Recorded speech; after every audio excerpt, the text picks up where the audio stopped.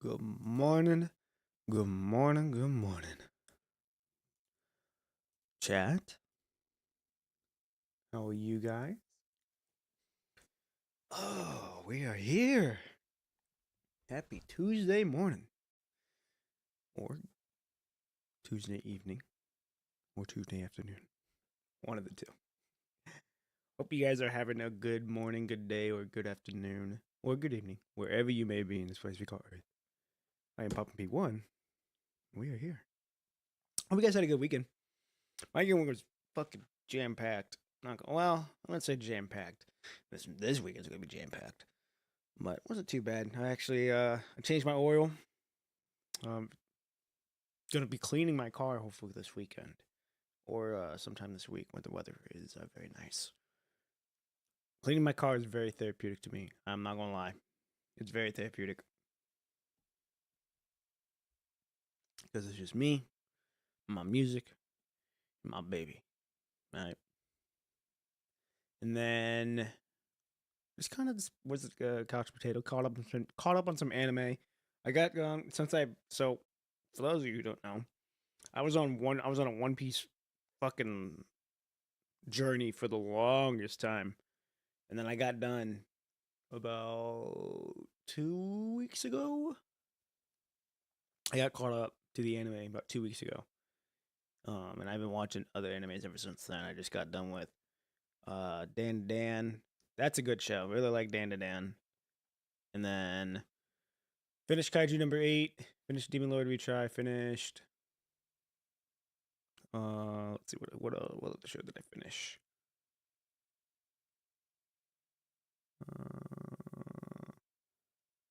There's a couple shows that I finished. So I was able to finish like 4 shows.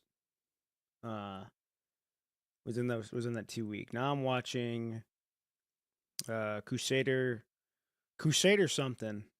That's what I'm watching right now. Then I'm on to Windbreaker. Then I'm on the Fire Force. Then I'm on to uh MF Ghost.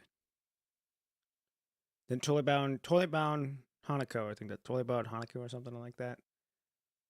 So I've still got a couple shows to watch that I've got to watch that are on my continue to watch on Crunchyroll.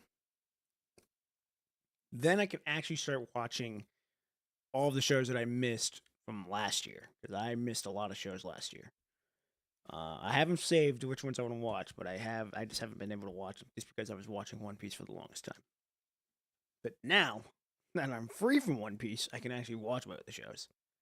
Then I gotta go to High Dive and watch them shows. Then I gotta go to Netflix to watch some shows. So I'm gonna be busy with it for a little bit, but that's fine since because I'm not in any rush to get there. With that being said, though, we are going to be attempting to finish chapter 24, Chaos Unsnarled. We're going to about 8, just because I have to help my mom out with some stuff in the at around 8:15, 8:30, so I gotta do that. So stream's gonna be ending just a tad early today. Not too bad though. I'm hoping we can get this done by the time by the time I have to leave. I'm hoping. So, that being said though, shall we get started? I think I have everything all set up, ready to go. All right. Here we go. Without further ado. Episode 24, or episode 24. Well, no, season 24, episode 9. Here we go. Lost Shadow. Normal POV. Give me my recommend. I think we're good. Hell yeah. Alright, here we go.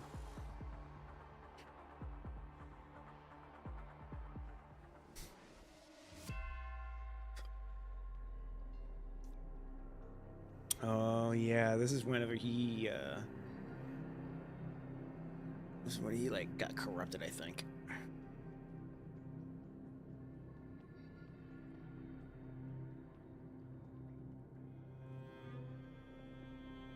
Well, that's new. POV. Oh, there he goes. There he goes.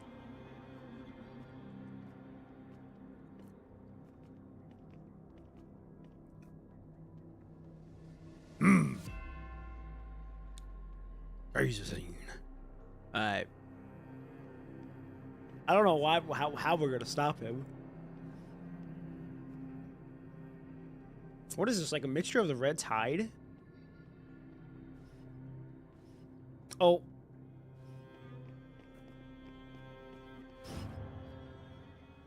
Well.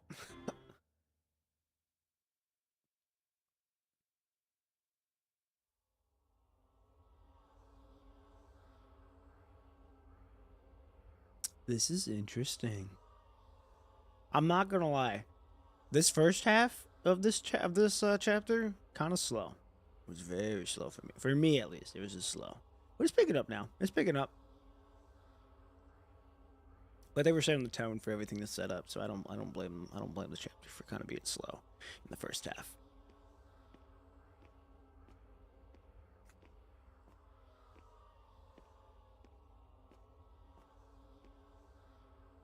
Yo, it's like, what the fuck is that? Oh, there's more of them.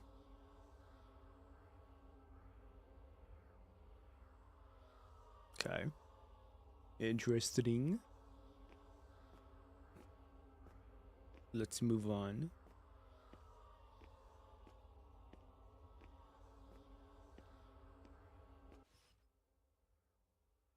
You want to get back to where you belong. Is that Buddy?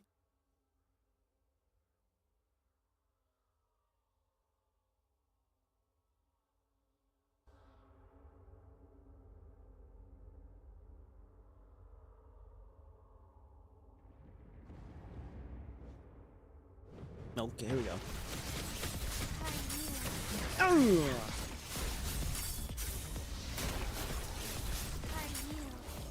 Running this way. I wonder if she had established a connection. Your colors. Whap. Whap. Running this your colors. Not good enough. Run. Oh yeah, give me that. Pray. Give me that. Run. Bop.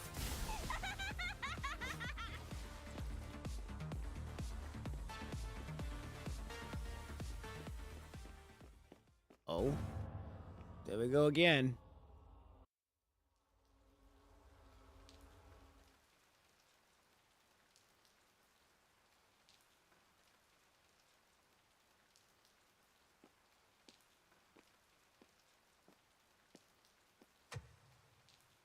Well, there's more of them.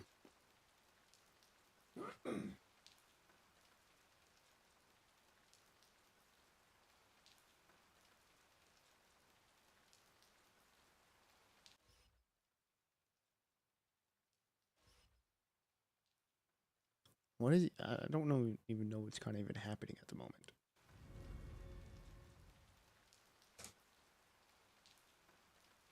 Not gonna lie, like clearly this one's like an oddball of the pack.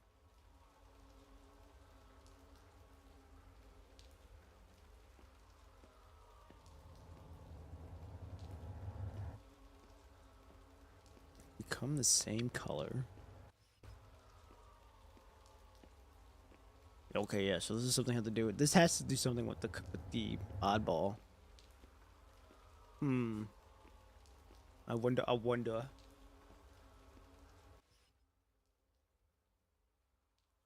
Okay.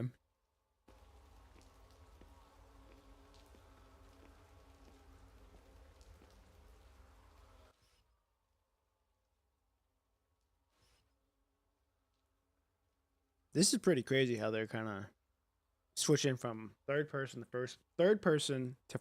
first person, then back to third.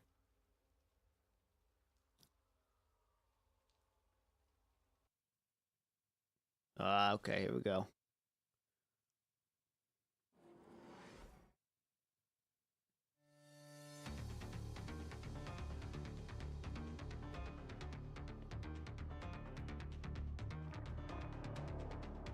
Oh yeah! All right, man, we got to protect the woman.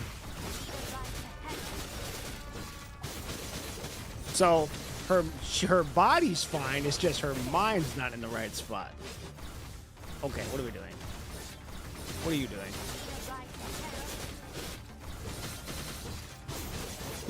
which is interesting to see. It's basically like her mind's almost getting corrupted in this sense, but her body is fine. There we go. Oh, this guy's still alive? Fuck.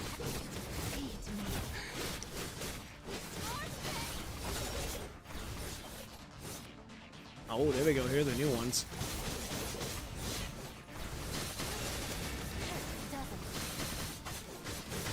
So those are the ones that we saw in the shadows, and this guy's coming. Can I not? Thank you.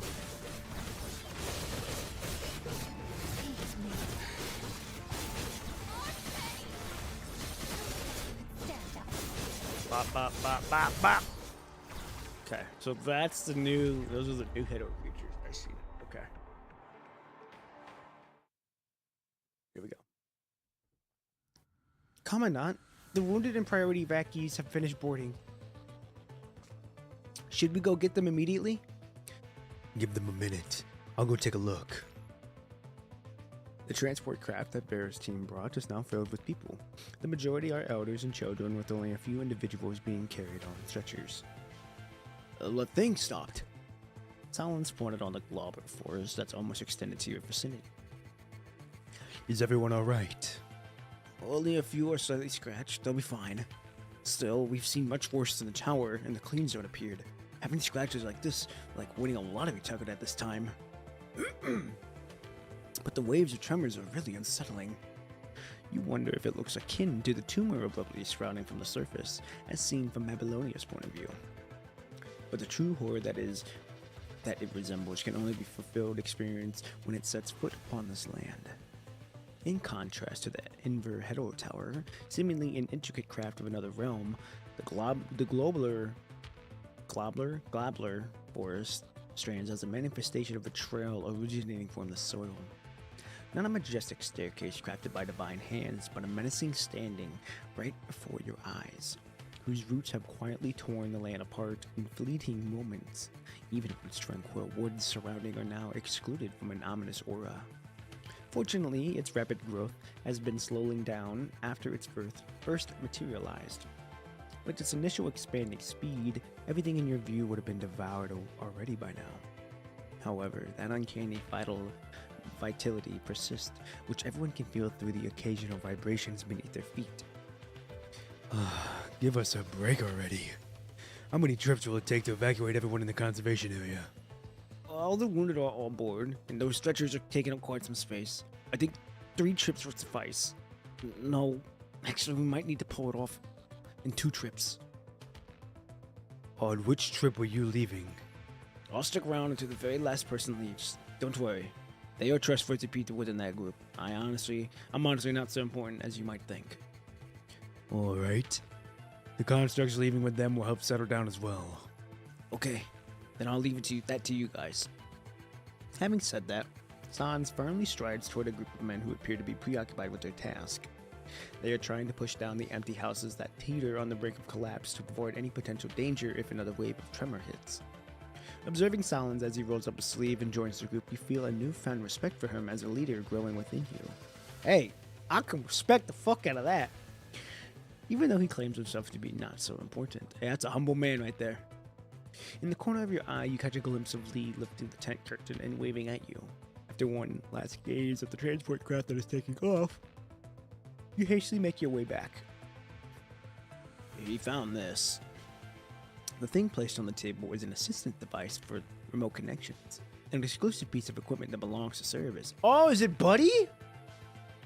I knew there should be something that could come in handy. This channel for remote connection with constructs is exclusive to Service, and its specs are more advanced compared to the standard ones. It's worth a shot. But I heard that Commandant is pretty much the only one who can establish a remote connection with Service members. Even if we manage to make it work, there's no guarantee. Hey, don't you worry. Big Dog's here. He gonna take care of it. It's fine. The construct mumbles something like the Grey Ribbon Commandant to show the legend.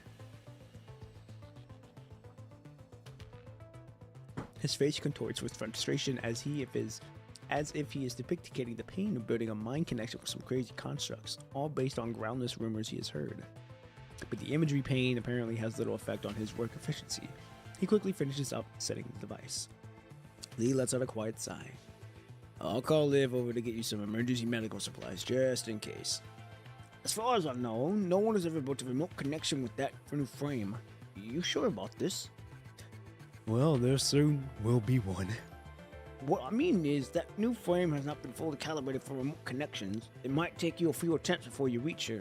And trust me, the process won't be a walk in the park. You gotta be prepared. From moments of strangeness to sudden startles, and even times when she is seemingly lost in her own thoughts, you have experienced the full spectrum of her emotions. It's just a change of her frame, but number 21 is still number 21. This is true. The most pressing matter at hand is to help them overcome the current adversary. Alright. Let's do it. You close your eyes. Oh yeah, here we go. Here we go. We about to be establishing a connection with 21. Episode 10, Different Vessels.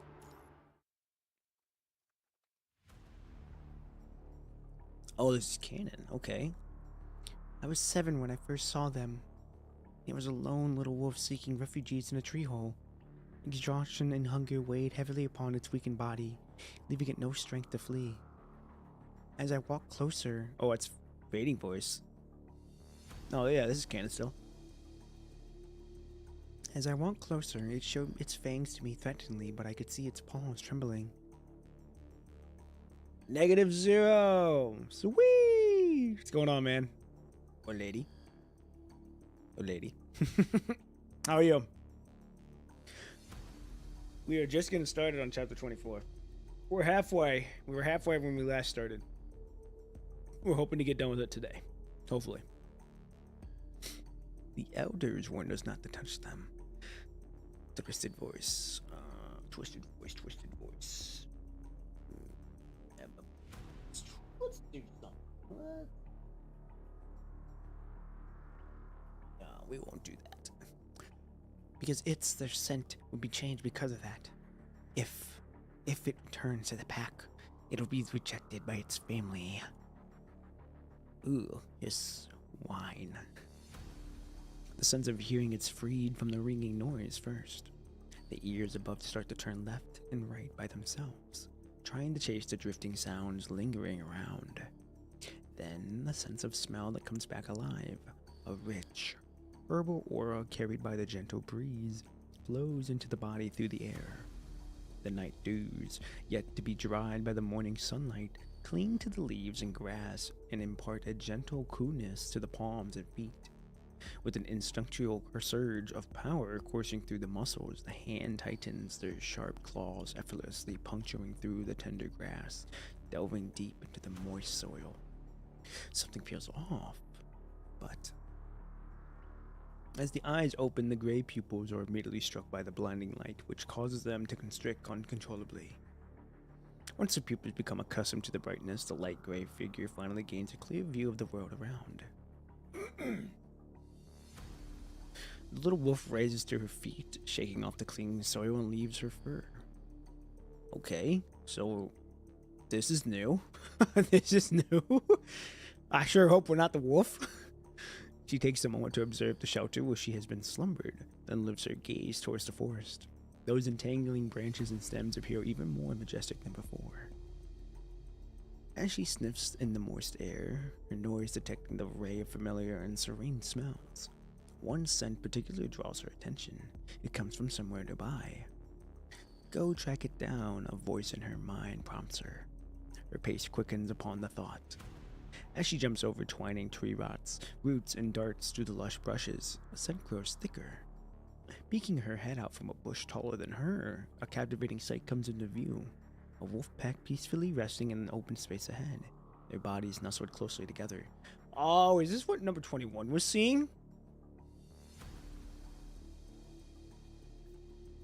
This is interesting. See what I mean? Now we're finally starting to get somewhere. First, like I said, first half of this chapter, kind of slow. Now, hey, we picking up a little bit. Startled by the noise, the wolves swiftly stand up, their gaze fixed in her direction. Should she directly walk over and join them? However, all the wolves appear on high alert, their muscles tensed. Clearly, her arrival was not meant with a warm welcome. The tense standoff persists for nearly a minute. Then, out of nowhere, a shrill scream pierces through the air, shattering the silence. In a flurry of urgency, the wolves swiftly come together, forming a cohesive unit, and dash toward the depths of the forest. Predators, a voice in mind, prompts her. Run, but the little wolf is left perplexed by the pack's vigilant reaction to her presence. Doubt lingers as she ponders whether blindly following them would be the wisest choice. Time is running out, driven by fear. Her body instinctively takes charge, acting before her mind. Her legs carry her swiftly in the direction where the pack disappeared, her tail slightly clenched. Interesting. The pack must escape from the pursuit of their airborne enemies, but the predators are just familiar with the forest as the wolves themselves. As the chase intensifies, the little wolf falling behind the rest of the pack unwittingly becomes a primary target for the relentless pursuers. She loses count of the ponds, her claws splash through the flowers and trampled under the hurried strides. The little wolf's heart pounding relentlessly in fear, thumping echoing in her ears. If she were to spare a moment to listen carefully, she would discern the sound of her own blood rushing through her body. After what feels like an eternity of weaving through the dense woods, the little wolf finally realizes with relief that the one persistent sound of the predators chasing closely behind her has faded. Taking refuge within a hollow tree root, the little wolf musters her courage and cautiously pokes her head outside. She peers around to ensure there is no piercing gazes fixed upon her. The scent of the pack lingers in the air. Intermingled with the natural fragrance of the surrounding plants, the wolves are still somewhere nearby. Must join them. Can't survive alone. A voice in her mind prompts her. Stopping before the pack once again, the little wolf stands poised and prepared, ready to face whatever challenge lies ahead. As the two pack leaders feast upon a fresh meat of their recently hunted prey, the unexpected arrival of the little wolf propels them into a defense posture. They step up to protect the food, and a threatening roar reverberates from deep within their throats. The little wolf remains still in the distance, her tail immediately hanging low, not showing any intention of snatching the food. With the acquaintances of the leaders, the remaining wolves who were waiting to feed consciously gather around, their eyes fixed upon the lone traveler who dared to venture into their turf. Their gaze examination does not carry much more weight than that of the predators. The wolves sniffed the little wolf one by one, examining her scent and assessing her presence. Some were teetering on the edge of losing their temper, their jaws ready to deliver a bone-crushing bite any second. Soon, the pack leaders redirect their attention from the trembling little wolf back to their prey. Whether it is obedience or the possibility of serving as a decoy to distract their enemies, they seem to perceive her presence as a non-immediate threat. Sensing the change in dynamics, the low-ranking wolves cease their aggression and retreat to their original positions of waiting. As the acceptance of the pack washes over her, the little wolf finally realizes the strain and soreness in her muscles. The wolves revive their playfulness as they wait. They rub their backs against one another, emitting sounds of contentment and affection and sheer delight. Perhaps she will soon join their ranks. As the little wolf envisions the exuberant play, she cannot resist the urge of excitedly rolling on the ground. However, the playful wolves abruptly spring to their feet, lowering their bodies in a cautious stance toward her, as if perceiving her behavior as unusual. Fortunately, the leaders concluded their feast as that very moment. After confirming that she poses no threat, the wolves eagerly pounce upon the remnants of their prey, relishing their meal. Damn, these boys are hungry. And this poor wolf is just trying to be one. She's just trying to join the family. The little wolf swallows a mouthful of saliva, but she knows that it is not wise to join them now, or they would think she intends to challenge their pack hierarchy. Amidst the sounds of flesh being torn apart, she curls up, seeking to keep her body warm and minimize energy consumption. Interesting. Okay. So this is what 21 was seeing then. For days, the wolves have weaved through the boundless forest, deftly evading formidable predators while relentlessly pursuing their prey. The pack had grown accustomed to the little wolf's presence, no longer startled by her movements. However, the carefree playfulness she yearned for remains elusive in her imagination. She is only allowed to stay in the far behind when the pack is moving or feeding. Even during the breaks for drinking water, she can only approach the water source once everyone else had their turn. Is she a member of the pack? The answer is positive, but why? In a display of frustration, the little wolf lowers her snout into the pond, observing as bubbles surge upward, bursting upon the water's surface. As the last bubble vanishes into the air, the water regains its pristine tranquility. She fixes her gaze upon her own reflection in the water. She realizes how different she is compared to others.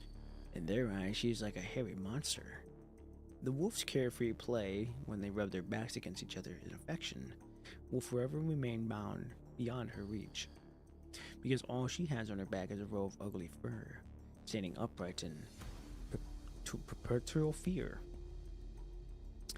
If she can get rid of this fur, will she become closer with her fellow wolves? Want to try it? A voice in her mind tempts her. She carefully inspects her claws, their sharp nails radiating a cold gleam akin to the menacing beaks of the predators. Oh man, don't do that. As the tip of her claws make contact with her soft and warm chest, a searing pain radiates from a specific point of her skin. Summoning every ounce of her resolve, she forcefully drags her front claw down across her chest. As her fur is torn apart and her blood gushes out, an agonizing pain surges through her entire body. Why are you doing this? Instantly, the once white fur becomes saturated with a deep shade of crimson. Does she look more like her purple-eyed red companions now? The little wolf shuts her eyes, retreating into the embrace of darkness, hoping to reduce her pain through this escape. There, she raises her claw once again. It hurts. It hurts so bad. The mechanical pain receptors pulsate with desperation, their intense stimulation fiercely awakening the mind. Okay, what is going on? Wait! Huh? Okay.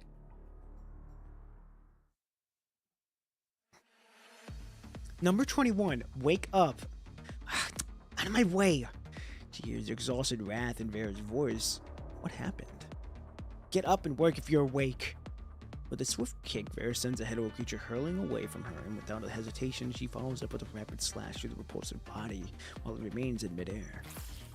The creature's purple-red body fluid is propelled in by inertia and sprays outward, creating a straight line on the ground. Right. Enemies. No, that Lilin, he fell into the water. Pull yourself together. The boy's beyond saving. We have to find a way out as soon as possible. If you were still knocked out like that, I would have ditched you here already. Oh, damn. I can still fight. Your arm made contact with that water when you tried to grab him. I only did basic treatment, so be careful, alright? It looks like we stumbled upon the hetero creature's lair by accident while following him. That water is basically another red tide. Maybe even worse. That's what I was thinking. If it weren't for the new material for your frame it's made of, that arm of yours should have been cut off already. Casting a glance at the enemy's gel applied to her arm, number 21 tries to make her attack moves. It works fine, but this place seems different. These trees are constantly growing. There were a few tremors coming from the ground while you were lying there, probably caused by their overly wild growth. The smell of campsite comes from above there. Number 21 carefully analyzes the scents of the air and points them in the direction behind Vera. Those plants are almost covering the entire sky. If we waste more time here, we'll be trapped here forever.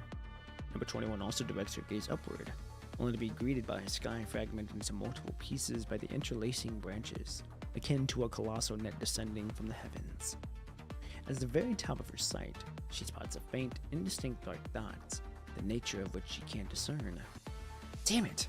If a guy like Noctis, who completely made of bionic muscles, were here with us, things would have been much easier. Understood. Contacting Noctis. Can't get through. I've tried already. None of my communicational channels work. Not sure if it's because of the goddamn mutated Fortis. Let's retreat toward the direction you said first. To ascend further, maneuvering through the towering vegetation becomes inevitable. However, it is incredibly easy to become distorted amidst their entangled growth. Vera carefully selects a handful of distinctly shaped tree knots, using them as reference points for steering, ensuring she can adjust her direction in a timely manner to stay on course. Let me know whenever you feel we're off the track. It's easy to get lost with these trees rapidly growing. Okay, Captain. Having just taken a step, Vera turns back to seize number 21 looking upward. The cluster of enormous vines, which absorbed the springing of red tide, has unexpectedly given birth to an additional massive pod. The outer layer of the pod is stretched into its limbs, nearly translucent, allowing a glimpse of blurry black within the shadow within. It's moving. What is this, a hetero mother? It's a mixture. Is this a mixture of like the hetero mother, the red tide, and then the punishing all in one? The dark shadow, like a newborn disturbed from slumber, begins a relentless struggle within the cozy cradle. A massive pod quivers and quakes in response to its restless movements. It's falling off. Number 21, out of my way. This is going to be interesting. The boss fight.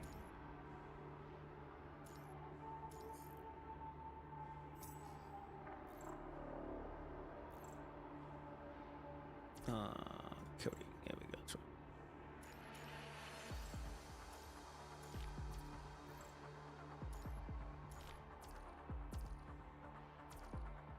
There we go. Alright, now we're ready to roll. It's so cold. Help me. Anyone. Please. Grab my hand. All right. You can let go now. Oh, this is linen. Okay. Interesting. Don't cry out loud. Monsters are lurking nearby. Any noise will draw them over. But Mom and Dad, they can never come back. This is the end of the world for you. Well, damn. They lured the monsters away for you, so even left you food. You have to pull yourself together to make their sacrifice. Wasn't in vain. I don't want the food. I want them back. Shh. The woman swiftly claps her hand over Linen's mouth while simultaneously stomping on the expired food that slipped from its grasp, only carefully listening to the surrounding sounds for a period. The man and woman show a palpable sense of relief. Look, kid, I couldn't care less if you eat or not. All I need to do is stay quiet. All you need to do is stay quiet. If you make a noise like that again, don't come crying to me when things go south. Take it easy. He's just a poor kid who lost his parents not long ago. Hunchback woman. Oh, okay. He's just joking with you. Here, take this. The woman pries open the lid of the slightly misshaped can and places it into Lilin's hand. Lilin's mud-covered hand. The touch of the cold metal sends a chill that surpasses even the frigid of late winter roads, sleeping into Lilin's footprints or fingertips. Eat it, or your parents died for nothing. The woman holds no intention of causing the boy sorrow, nor does she press him for embrace the harshness of reality. Her voice devoid of any inflection, the woman states the fact, treating it as yet another incident in their endless struggle for survival, just like the countless others that have already happened. Tears continue to stream uncontrollably from the child's eye, flowing like an unending spring of sorrow and swiftly dropping onto the battered can. He gazes at the woman before him, her old hunchback evoking memories of its monsters, of his mother's frail expression.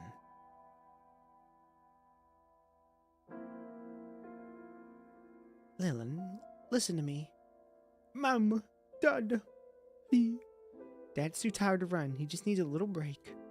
Izzy. Lilin, you must hold that uncle's hand when you run, as tightly as you can. Don't let it go, alright? I gave him everything your dad and I have. I'll take you somewhere safe first. But I want you to hold my hand. Mom, are you leaving me? Silly boy, you're the only reason I live for. That's why I'm doing this. Yeah, that's tough. Having said that, the woman choked on her words and instinctively chose to withhold them, unwilling to subject her child to the cruel realities of the world. It's a deal then. Remember, you must hold his hand. Don't let go, alright? Before hearing the answer from Lilin, the woman pushes him toward the leader of the survivor group with all the strength she had. Upon ensuring her child's safety beside the man, the woman mustered a smile upon her pallid face. With her hand pressed against the wound on her stomach, she resolutely dashed toward another path. Lilin! You must, you must run fast. Like this, but faster. Run! From deep within her chest, she unleashed a final scream of despair, a piercing cry that cuts through Lillian's mind like a sharp bullet. That's tough. He held that man's hand as tightly as he could. Though that hand felt not as warm as his mother's, not as big as his father's, he still held it within all of his strength, just like his mother told him.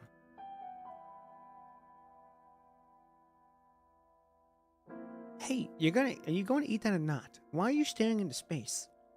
Lillian can't help but clench his hand, his gaze fixed upon the woman's face. Suddenly he burst into action, scooping food at the can with his bare hand and shoving it into his mouth, as if he had been on the brink of starvation. Too much salt. So salty. But the soup Dad made with the canned food before was really good. You can have some of my water, but don't drink it all. Leave me some.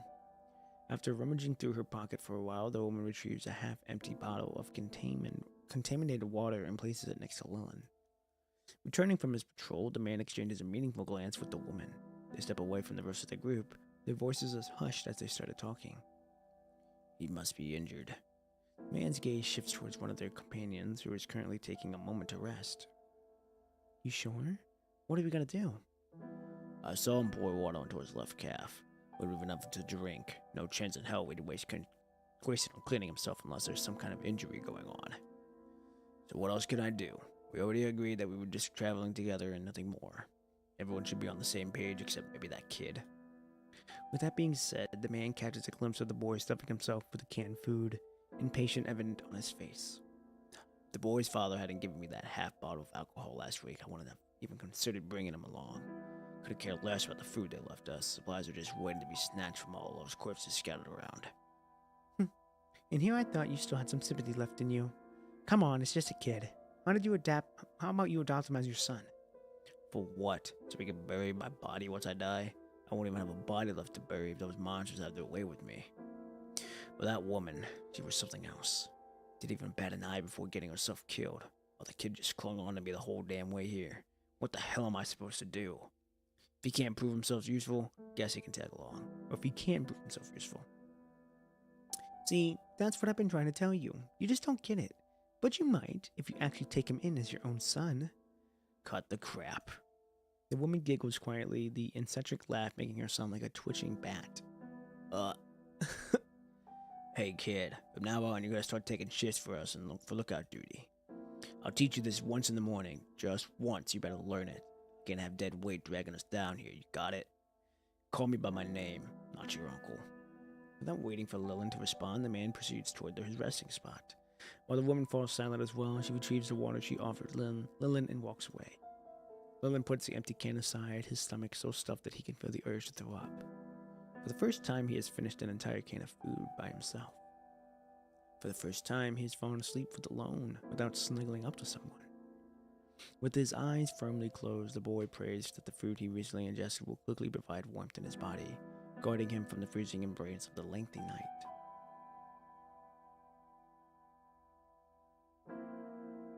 Several days later, "Oh, get away from me! Arrgh!" The head-old creature hooks the clothes on the crippled man, and he never raises to his feet again. More and more head-old creatures are drawn to the direction, which buys valuable time for the other people who have already been drained by their frantic escape. Let's split up! The hunchback woman nods at him and makes an immediate turn, rushing toward a narrow path with the younger woman. Shit! I wanted to go that way.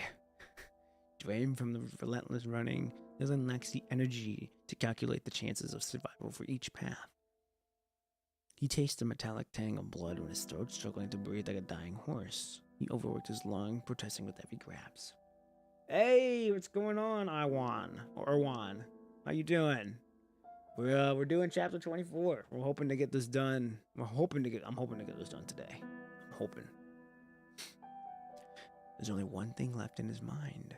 Holding that uncle's hand tightly and alive. But Lillian has been forbidden from clinging onto the man for support since day one, so he can only resort to staying as close as possible to him. Oh! Having pushed his stamina well beyond his limit, Lillian's leg muscles reach a state of uncontrollable fatigue. Caught off guard by a sudden cramp, his body gives way, causing him to collapse off the ground with an audible thud. The man running ahead quickly reacts to the noise of Lillian's sudden fall. He slows down and eventually comes to a complete stop, turning around to check on the boy. Uncle, wait for me! Filled with fear and desperation, Lillian raised his hand high toward the man, begging to be lifted up from the ground. If he manages to survive here, he would do anything for that man. I beg you.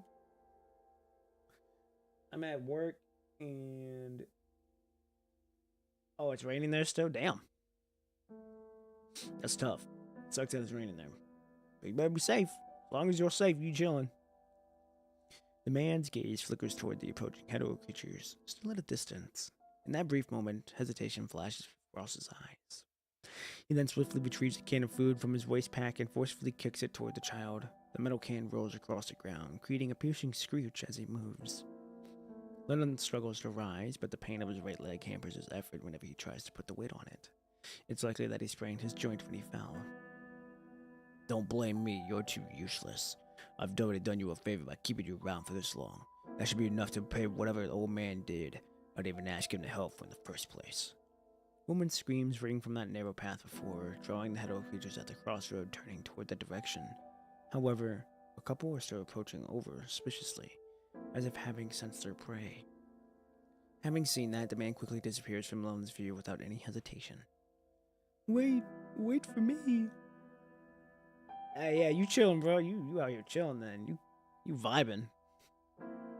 Lillian can't even feel his own tears as he cries out. He raises his hand high and fingers trembling in despair, trying to grab anything, if there is any, that could save his life. Hearing the unique, uncanny noises made by the hetero creatures from behind, Lillian freezes in his position, holding his breath in fright and waiting for the sight of the death god to descend. That is probably how they got Mom and Dad. It must have hurt a lot. Anticipating the pain from being gnawed to death sends a chill down his spine. I'm sorry, Mom. There's no one who comes to save me. There's no hand I can grab. In fear and coldness, he gradually loses senses of his own body. Damn.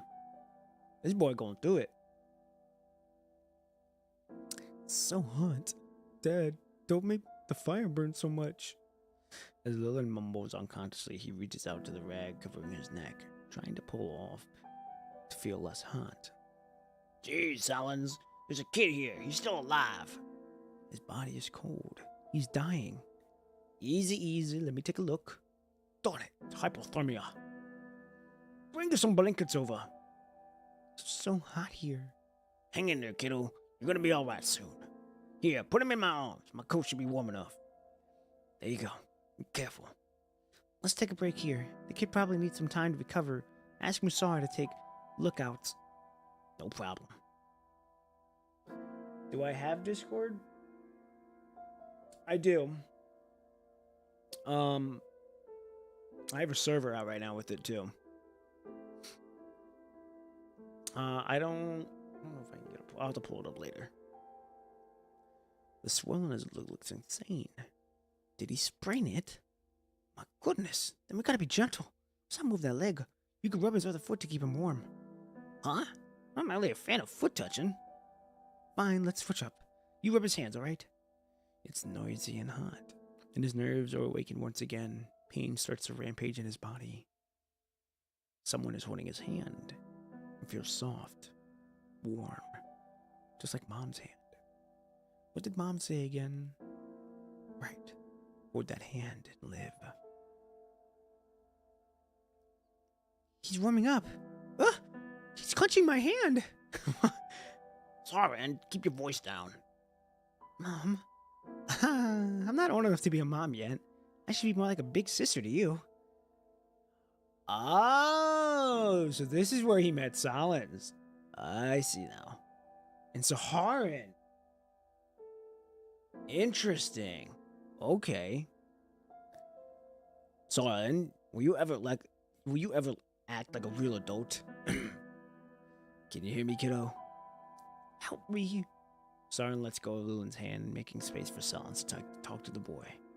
Sensing the disappearance of those warm hands, Lillian hysterically raises his hand toward the two in front of him, as if drowning in water of despair once again. It's okay. You're safe now. Solins immediately holds his clapped little hand, including those frail nails that scratched some lines on the back of his hand. Don't go, don't go, don't leave me alone.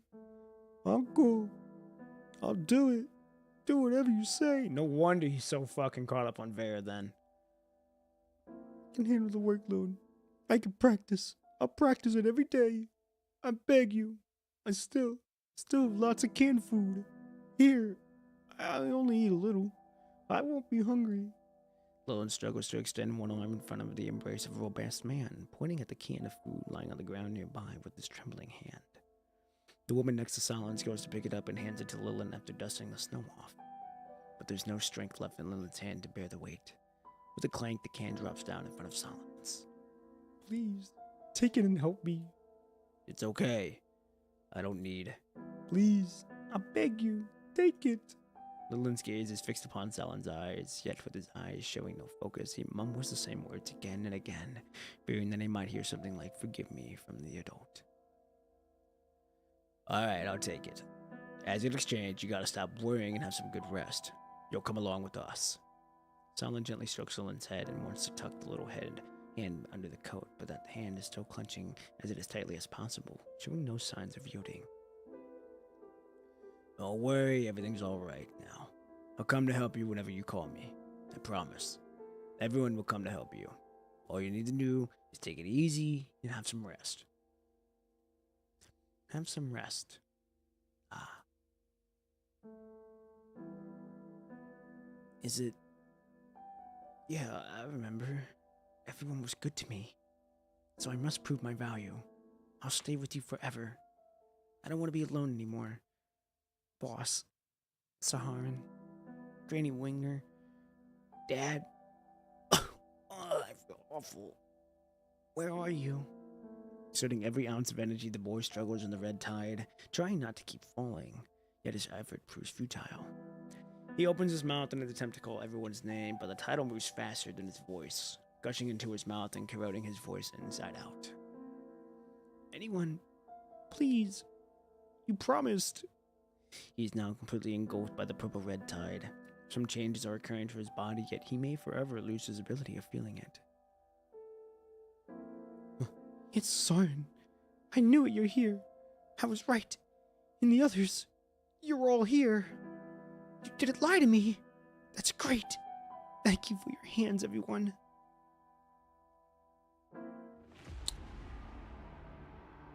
Okay. Oh yeah, I forgot. We still have to fight. Oh! It's so cold. Ah, English dub! Help me. Oh, dude. Crazy? That we get English dub. I'm so nice that we're seeing English dub in these cutscenes now. Grab my hand. It's such a nice touch. Grab my hand. This poor boy. Up. Oh. I thought he was gone. Holy shit, he's in the muck of that.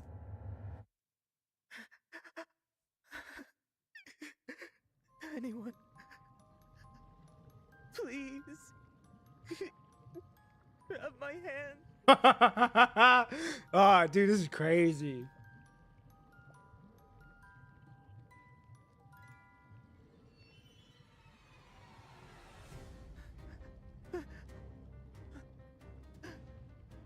It's Sharon. Oh, it's Shaden? Oops, I butchered the fuck out of that And name. the others. I was right. You're all here. This is interesting. Oh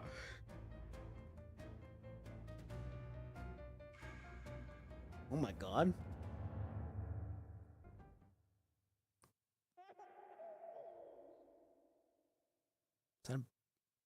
What the hell kind of noise was that? What is this place? I'm cold.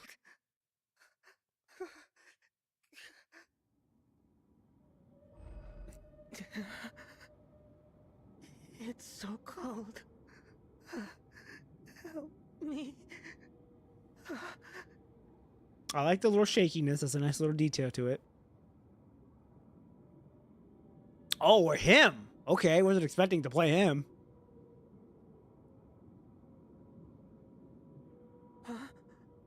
Sharon? Sharon. Okay, good to know. Lilin, you're here as well. So nice, dude, hearing these voice actors.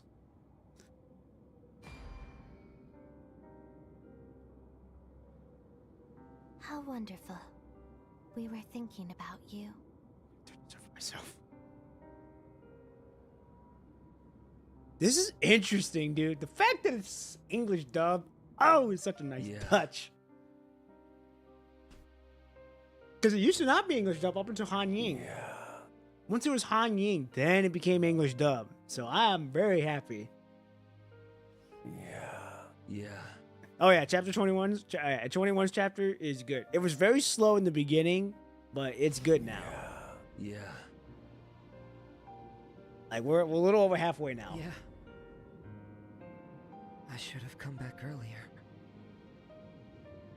To the place calling us. Yeah. Am I? Oh. Yeah. I remember. Is he gonna be a Everyone was boss good we're gonna to have to fight? It's gonna be funny if it is. You didn't lie to me. That's great. Thank you for your hands. I'll stay with you forever. Yeah, hey, I'm gonna have a good day. Every day's a good day. Oh. Someone is in the way. We have to engage the Yes! 21. Oh, get out of here with that. Are you? I was not expecting that. Holy shit. Ugh. Get in our way! I thought this is a boss. I fucking thought it was gonna be a boss. Yeah, but I'm gonna have a good day. I hope you have a good day as well. You stay safe and enjoy the day. I'm gonna be locked in on this real quick.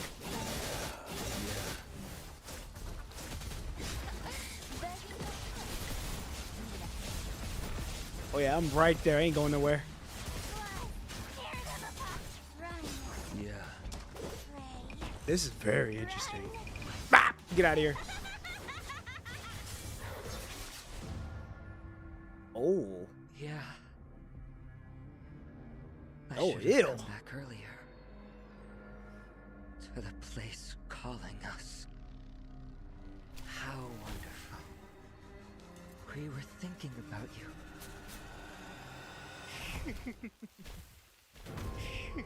Oh. Did we just get eaten? Oh, we did. Come down, Kalai. Who's that? Don't get in our way.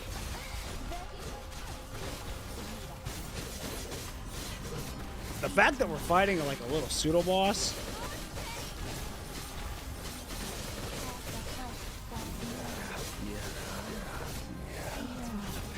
I'm right here.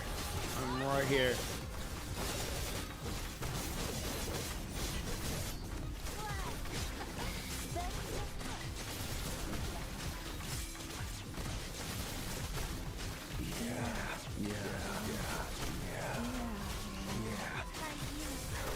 Running this way.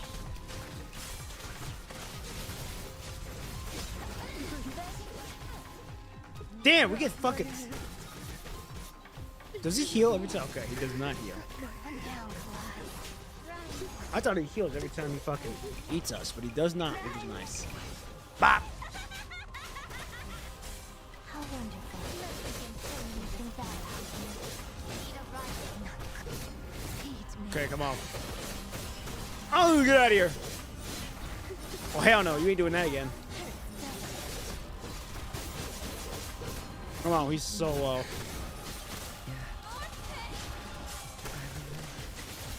Everyone was good to me. Running this way. Run. Okay. Oh, he's down. We got him. We got him, ladies and gentlemen. I'll stay with you forever.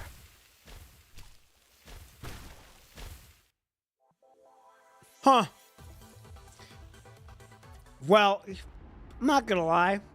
I didn't really like the kid. So,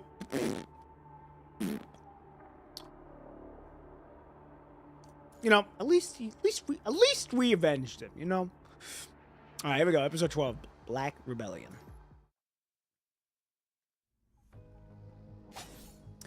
Number 21 seizes the opportunity whenever the enemy's joint is immobilized by Vera's blade. With the claw blade spread wide, she unleashes a fierce slash, tearing apart the purple-green hands with ruthless precision. The monster emanates human-like mumbles and clunks of flesh varying in size, all from its body akin to a freshly sliced open stomach. Within 10 seconds, the purple-green clunks of flesh quickly dry up, resembling spoiled meat left for days. Soon, all that remains is mere skin, devoid of any substance or life. Melted into the soil. Anyways, we don't have time for that right now. Number 21, are you hurt? Number 1 takes a quick sniff of her body and shakes her head in confirmation. Captain, hand. Number 21's words bring Vera's attention to crank up the right arm from her frame, from which vital fluid is slowly seeping out. Huh? That thing still got me. Thought I dodged it. As if there were nothing more than everyday triviality, Vala casually wipes off the sweeping vital fluid off her arm with her other palm and retrieves an already open gel spray. Just after 2 sprays, the spray nozzle abruptly ceases to dispense any more contents, as if it uttered its final words. Vera gives the bottle a shake to confirm its emptiness, then puts it back into her bag. Number 21, do we need to adjust our direction? The smell of the campsite is weaker, but the direction is the same. Let's move. Stepping over a tree root that stretches across their path, Vera signals number 21 to continue advancing along their planned course. Just as number 21 begins to lift her leg, a piercing, ringing noise cuts through the air, assaulting her ears and penetrating the depths of her mind. Number 21 collapses onto the roots before her, rendered obviously oblivious to any pain. Her sensations are abruptly taken away, consumed by a glaring white light, deprived of the ability to respond to Vera's call. Number 21 helplessly falls into a dazed state.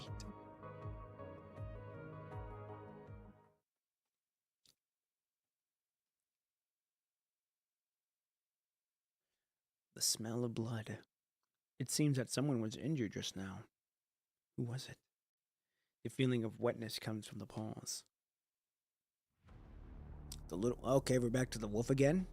Okay. The little wolf's eyes flutter open, only to be greeted by a sensation of numbness on her side of her stomach. Lowering her head, she finds a gaping wound where her fur has been torn away. Her paw is stained with blood, and fragments of her flesh serve as a grim reminder of the injury she sustained. The moment when she comes back to her senses, the excruciating pain devours her. She holds it back with all her strength and inspects her reflection in the water. Good.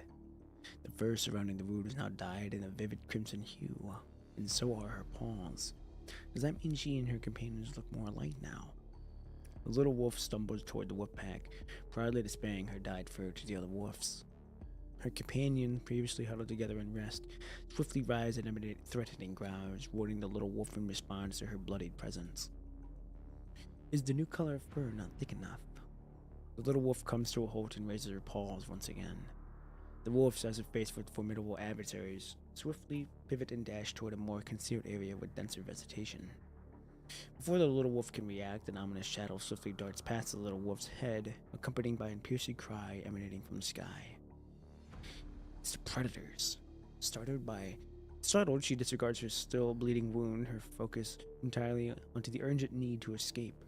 Without a moment to spare, she propels herself to yet another desperate sprint. With the pack no longer in her sight, the little wolf relies solely on her sense of smell, tracking their movements through the faint scent lingering in the air. Is she smelling it wrong? The scent seems to be growing weaker. No. Her running speed becomes slower. The adrenaline-fueled escape manages to divert a little wolf's attention away from the pain caused by her strained muscles. However, she remained acutely aware of the pulsating veins on the side of her still bleeding stomach. As time passes, her limbs grow heavier, with exhaustion and the sound of fluttering wings echoing across her head. She can sense her imminent danger, knowing that pairs of sharp talons lie in wait, ready to seize her soft and delicate neck. It's plunging down. The little wolf's pupils mirrored the menacing shadow, resembling a swift arrow hurling through the air with deadly velocity. She hates her distinctive fur more than ever at this moment. Foreseeing her impending demise, the little wolf halts in her sprint, resigning to the grim fate of becoming the predator's meal. Knowing the black feathered arrow will arrive in the next instant, she quietly closes her eyes. Unnoticed from a corner, a dark bolt suddenly launches forward, intercepting the feathered arrow aiming at her, and tumbles alongside it in a seamless motion. Ah, okay, one of the leaders. Oh no, it's not one of the leaders, it's someone else. Opening her eyes, the little wolf is greeted by the sight of a mysterious black wolf engaged in a fierce battle against the god of death, who has been poised to seal her fate. With its blade-like beak, the giant eagle clamps down on the front paws of the black wolf, attempting to regain balance by fluttering its wing. Undeterred, the black wolf tenaciously gnaws at the bird's neck, ignoring the scratches inflicted by its prey talons. A dense scent of blood permeates the air, causing the little wolf to twitch her nose instinctively. Stirred by the primal thirst lying within her nature, she can't resist releasing a resounding roar of aggression. Treading upon the giant eagle, which has nearly exhausted its final breath, the black wolf gazes down upon its challenger. Immersed in the lingering thrill of the previous battle, the black wolf promptly reveals its formidable fangs, poised to plunge into the next violent confrontation. The inexperienced little wolf instinctively tucks her tail beneath, a subtle display of her recognition that she is no match for a seasoned hunter standing before her. With its claws, the black wolf firmly lifts the lifeless eagle, letting out menacing roars that resonates in the depths of its throat. The little wolf is keenly aware that the black wolf before her would not hesitate to tear her apart, should the need arise. Slowly, she retreats, moving backward and finding refuge within the dense foliage of a nearby bush. With its gaze still fixed on the direction that she departed, the black wolf eagerly begins to gnaw at the flesh of the giant bird. It cannot eat. It was born to hunt wolves, a voice in her mind tells her. She concurs, as her only instinctual thought of the process of those airborne predators she has always flee to seek safety.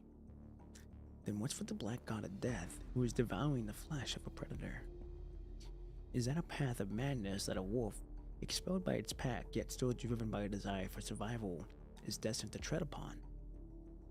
Having satiated its hunger, the black wolf proceeds to meticulously clean its paw, where blood continues to seep from 2 punctured wounds. Casting a glance toward the bush where the little wolf is hiding, the black wolf then staggers away in a different direction. As the black wolf departs, the tension gradually subsides.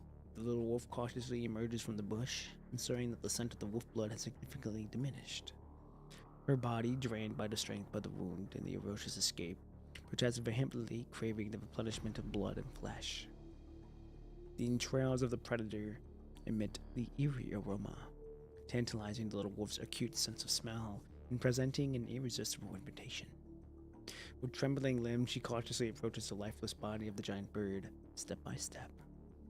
If you indulge in this forbidden feast, your companions will never accept you, a voice in her mind tells her. She involuntarily swallows a mouthful of saliva, her hunger instincts tormenting her rational senses. Even her vision becomes obscured by the veil of alluring redness.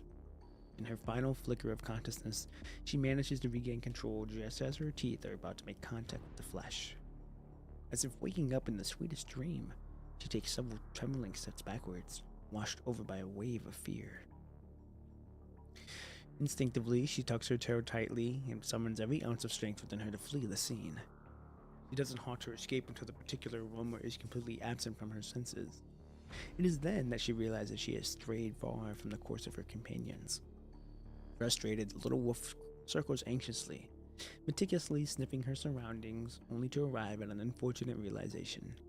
She has lost the trail of her companions. What should she do? Run around? Hoping to luckily run into them into this boundless fortress or forest? She has never passed the same place here, in this forest of a size beyond measurement. She is alone again, just like when she first woke up. Having thought about that, the little wolf lets out a sorrow whine. The more pressing matter is how to survive by herself before finding the pack. Without companions by her side for cover and support, whether it is the pursuit of prey or during moments of rest, the little wolf can easily lose her prey, or be detected by predators. Wolves are pack animals. This is etched within their nature. Every fiber of her being longs for it, or she would have never sacrificed her fur to win acceptance of the pack. As the little wolf contemplates, A somewhat unsettling idea takes shape in her mind. What if she follows that fierce, lone black wolf for now? Her heart pounds uncontrollably in her chest upon the thought. She sniffs the lingering scent in the air, detecting the faint yet distinguishable odor of wolf blood. Perhaps she should learn to survive alone from it before finding her companions. While she may be deterred from hunting predators, the skills are universal when it comes to hunting. If there is any unusual activity, the black wolf would likely notice it before her. However, if it sees her as an enemy, not lacking confidence in her ability to survive those menacing fangs, she holds her faith in captivity to escape as long as she maintains a safe distance, unless the black wolf is pushed to the brink of starvation. In comparison to struggling to survive on her own, she realizes that she stands a better chance by following the black wolf. Moreover, time is running out for her. The scent of wolf blood is gradually fading, almost masked by the fragrant aroma of plants. She will miss the opportunity to track the black wolf if its paws stop bleeding.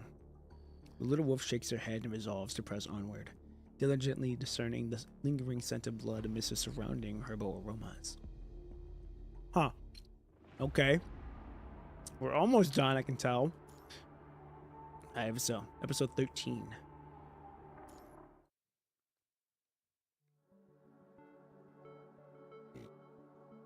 For days, the little wolf has been observing the lone wolf from a safe distance. Despite her strong desire to learn how to survive on her own, she finds herself unable to suppress her curiosity. Can a lone wolf really last on its own?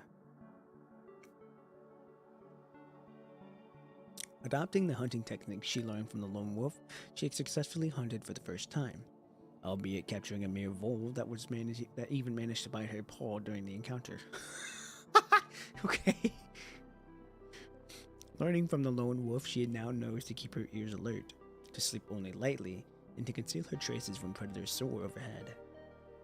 She unanimously sees the black wolf as a temporary instructor of sorts, even empathizing it with its fights for its life against its prey. Hidden within the bush, its foliage reaching higher than the fur of her ears, the little wolf ponders whether they can be regarded as companions of a particular kind. Though she has not yet found an answer, she remains steadfast in her resolve to choose the pack if the option presents itself. Suddenly, she hears the lone wolf erupting into a sprint, accompanied by the cacophony of countless wings fluttering high above. Rather than immediately following the wolf, she lowers her body to conceal herself within the swaying grass. If she were to emerge from the grass at this moment, she would undoubtedly be spotted. The giant eagle soars in the direction where the lone wolf fled, seemingly have cleared their targets in sight. Nervously gripped the little wolf, and she realizes that the lone wolf stands no chance against a formidable number of enemies. Once she is certain that the predators will not notice her, the scent of the lone wolf seems to have already drifted far, far away. While still maintaining a cautious distance, the little wolf can't help but pray for the black wolf's escape. After a short while, she senses that something is amiss. That familiar scent of blood once again wafts in her nostrils, steadily growing stronger. The little wolf navigates through the tree holes and dense bushes, carefully controlling her movements as she draws closer to the source of the scent. Finally, before a curtain of grass, a vial of density, she calms to a halt and peeks out in the most discreet way. Ah, damn! Not the boy. Fuck. Damn. That's tough. That is tough. The surrounding bushes are battered, with fragmented branches, scattered leaves strewn across the ground. The black wolf lies silently on its side, its blood seeping into the soil beneath the staining with the darkest hue. Its two paws are absent, replaced by exposed broken bones, and the remnants of torn fur. Its scarred back has vanished entirely. Only gray-white bits jutting out from within its body seem to be instead. Predators grip the wolf's body with a deadly ferocity, their hold as firm as when the wolf clenched the lifeless giant eagle. Without a shred of concern, they tear into its entrails and greedily devour its flesh.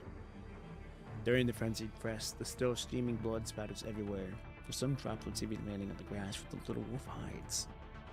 The little wolf claws instinctively dig into the soil, her delicate paws encountering the unyielding touch of rocks, serving as a reminder for her to remain completely silent. She cannot help but stare at the eyes that have been accompanying her all this time. The golden pupils are still open. They seem like a vortex that is about to pour her consciousness in. This is the ending that a lone wolf cannot defy, a voice in her mind tells her. This time, the voice seems to emanate from the very skull of the lone wolf, its eyes locked with those of the little wolf, not allowing her to take her eyes off. Look at it. Have you thought about why it failed?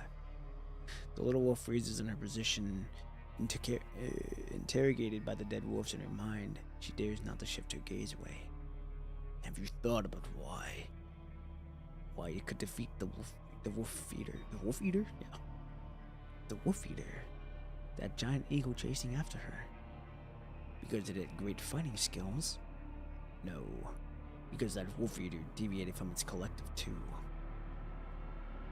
It staked it all in one bet, choosing to monopolize your flesh and blood. So its death was predestined. Its death possibility was reached much higher without the collective. Part of you has been accepted by a collective. In that case, you may deserve a fortuitous invitation. Will you join? Join the collective.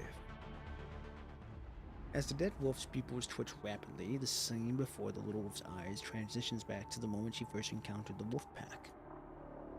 It was in your mind you wanted to be a part of. The little wolf gives a nod with a blank look on their face. She has indeed held a strong longing for acceptance for a very long time.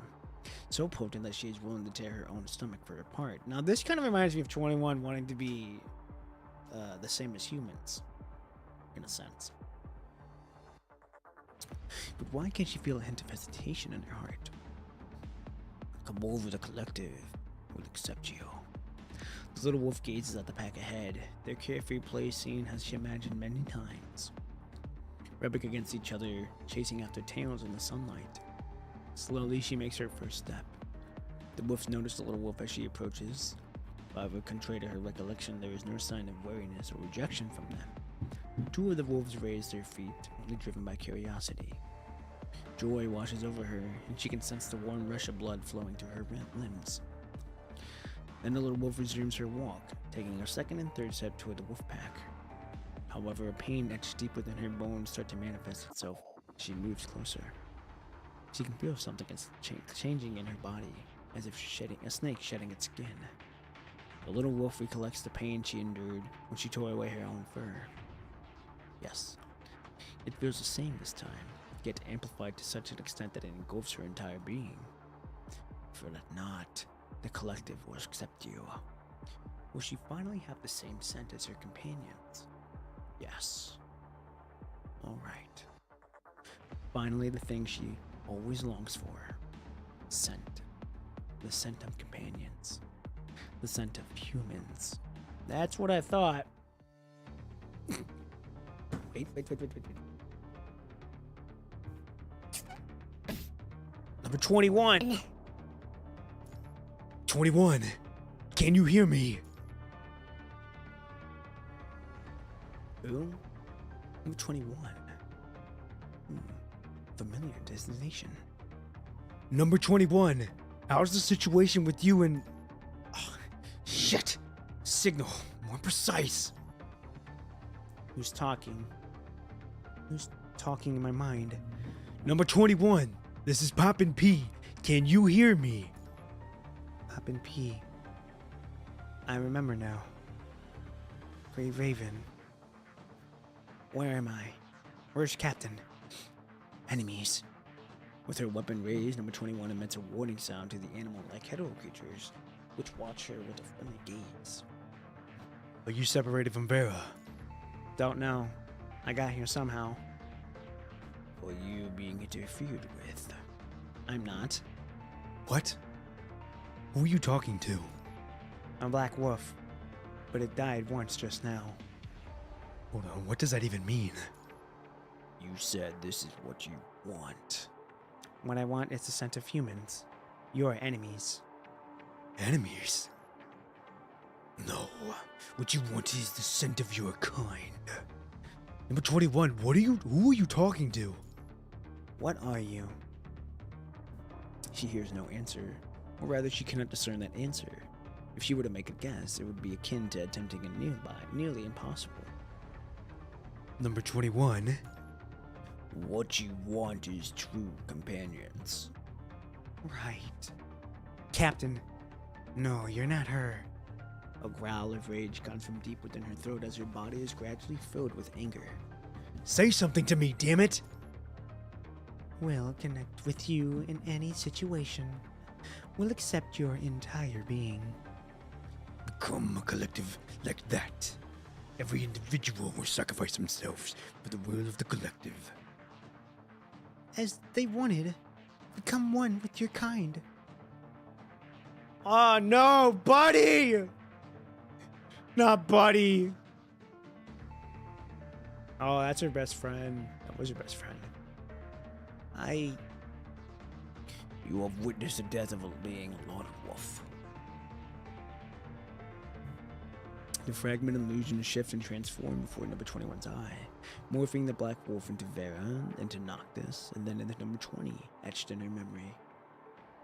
Finally, a twist, taking the form of number 21 herself. You. Demise. End. Oop. Your end. Make your choice. You can come over and bring them over. Number 21 remains unresponsive, the fluctuations in her mind mirroring the rhythm of the heartbeat, pulsating within her frame. After a brief pause, she musters the strength to call the name she believes she may depend on. Poppin' P. I'm here. It says that what I want is not the scent of humans, but of my own kind. Actually, it's right. Number 21 wants to have the same scent as everyone. By everyone, you mean? Captain, Noctis, Poppin' P, and those who are afraid of me and want me to be discarded. All of you are humans, so if I have the scent of humans... Well, personally, I think it's something very difficult to achieve. Even humans are all not the same. There's no way to guarantee that someone will always be your kind. Even your teammates won't. Except yourself. Only you, yourself, are always your kind. That question poised by number 21 is quite complex. Given enough time, you would likely delve into a dozen philosophy books and conduct thorough research before having this discussion with her. Purely rationally, analysis alone is insufficient to navigate the present circumstances. Your only hope is that number 21 resists the tempting rhetoric of the enemy and refrains from granting them an opportunity to manipulate her. Number 21, I'm waiting for you to come back. Give me some more time. But I'm going back to Captain. She speaks a resolute yet unemotional tone, her head held high. If what you say is true, Poppin' P, it's fine. I can learn from humans. You reject. Still choose that path. Then walk down that path. The other part of you. You will see its choice next. The other part of me? What do you mean? No response is received, only a piercing, buzzing noise that echoes into the aftermath of disconnection, reverberating within number 21's mind. Simultaneously, a searing pain flashes through your own consciousness. Oh, okay, we're on me now. Commandant, your nose is bleeding. Take this first. It'll make you feel better. My nose. As you open your eyes, you find Liv standing before you, already holding your medication. Your hand trembles as you take the pills and swiftly toss them into your mouth, swallowing them all at once. You shake your head, declining the water that Liv offers you, as you feel the urge to have your senses and nerves stimulated by the bitterness of the medicine. What are we, part of the Wolf Gang now? I'm lucky enough to even connect with her. Commandant Poppy P, you should probably take a break first. No matter what, repeated attempting to contact them, cannot contact and then getting disconnected could really take a toll on your body.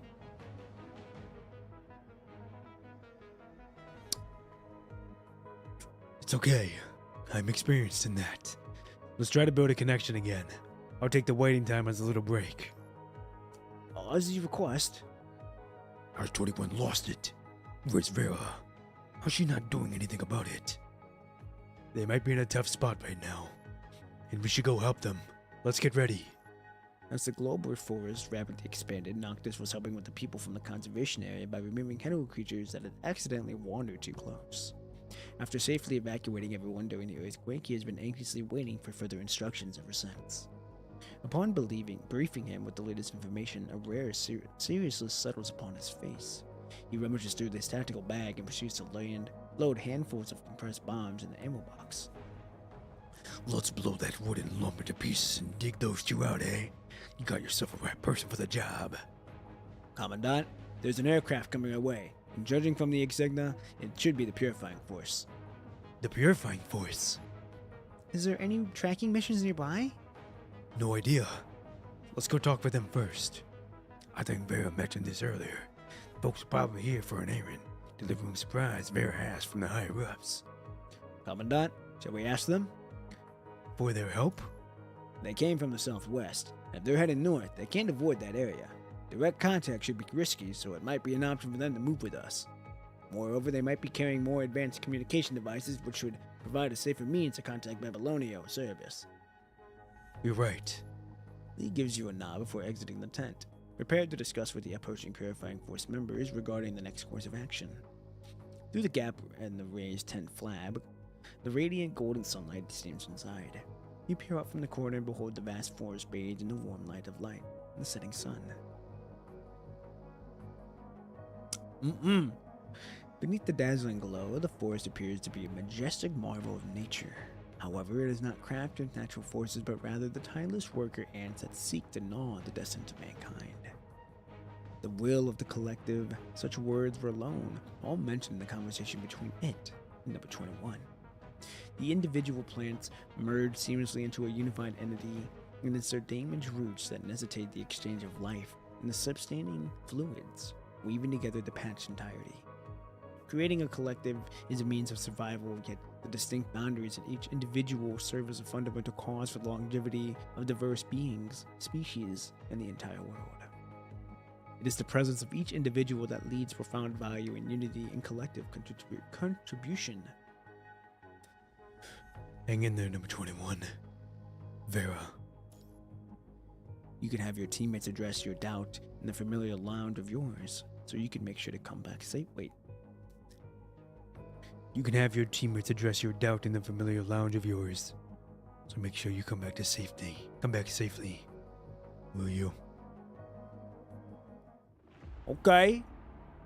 Alright, now this is probably, we're getting very close. We're getting very close. Confirm. Alright, here we go. Oh no, she's being taken over. What the fuck? The shock caused by mind fluctuation is forcefully severed by the remote connection, stirring up intense pain and stunning number 21 senses. She shakes her head, trying to make the swirling world stop. Holy fuck, they are beat up. Vera Gaps pulls her slightly back to reality, but immediately afterward, a strong smell of vital fluid invades her recently regained sense of smell. Yo, number 21. Man, they better not be fucking gone after this shit. Hey, what's going on, Carefree Dot? Good to see you again. Yeah, we're right there. We're like, we got one more battle after this one. I think we'll be right there. But I gotta end the stream at like 8 because I gotta help my mom out. So we might not be able to finish it today, but we for sure gonna finish it Thursday. Vera smiles at her casually, like a morning greeting. Despite the vital fluid sweeping from the wounds in various sizes scattered on her face, arms, and body, countless bodies of hetero wolves surround Vera and 21, some battered with some indistinguishable parts, and some already winced. The only intact spot was number 21, collapsed. With her blade, Vera fends off the purple-red sea of wolves, with vital fluid splatting across its coastline during the fierce engagement. Some drops even land on the number 21's body. Fighting restlessly till now, construct known as Redhead Death shows number 21 a smile with ferocity lingering from the battle. Yet her hand is surprisingly trembling while holding her blade. Man, don't do that. Captain! The vital fluid on her body, fueled by an intensely elevated emotional index, circulates and boils rapidly, resembling a volcano on the brink of eruption. You done with this round? Softly poising a question, Vera finally collapses onto the ground. As number 21 kneels beside her, the boiling volcano in her chest swiftly cools down, with coldness creeping into her body from the ground. She has disregarded the once raging impulses triggered by imagining the loss of Vera and Noctis. The reality before her feels unreal. So unreal that she has entirely dismissed the sensations of recently regained. Are you gonna cry? You really doing that at a time like this? Amused, Vera observes number 21's expression, but there is no time for them to waste. Time's running out, so I'll be straight with you. Number 21, I don't know what the hell was wrong with you recently. I busted my ass to get you this new frame. Although the development rights are all transferred out by Nikolai, the problem is probably yourself. I don't know what kind of human set you want to have, but seriously, do you need that in service? But everyone has it, except for me. They and I are not the same kind. That's why they want to discard me. Being discarded, I don't want to. No. Huh? Who are they? You mean you were going to die if someone asked you so? I don't want to die. Vera releases her weapon and places her hand intimately on 21's shoulder. In the next moment, she tightens her grip on the thin, pale neck chained by the restraint collar. Her hand stained with vital fluid applying pressure on those pulsating veins. Wait, what? God damn! Holy shit, I just realized she is tiny. She is short. I was not expecting that. Vera hasn't been this beat this bad since Steve. I was gonna say, it's been a minute since she's taken like this much damage. I can't believe you're allowing yourself to get this stupid. It's time to step up and take responsibility for yourself, number 21. Quit living in this fantasy of wanting to be everyone else and passing the bunk on to others.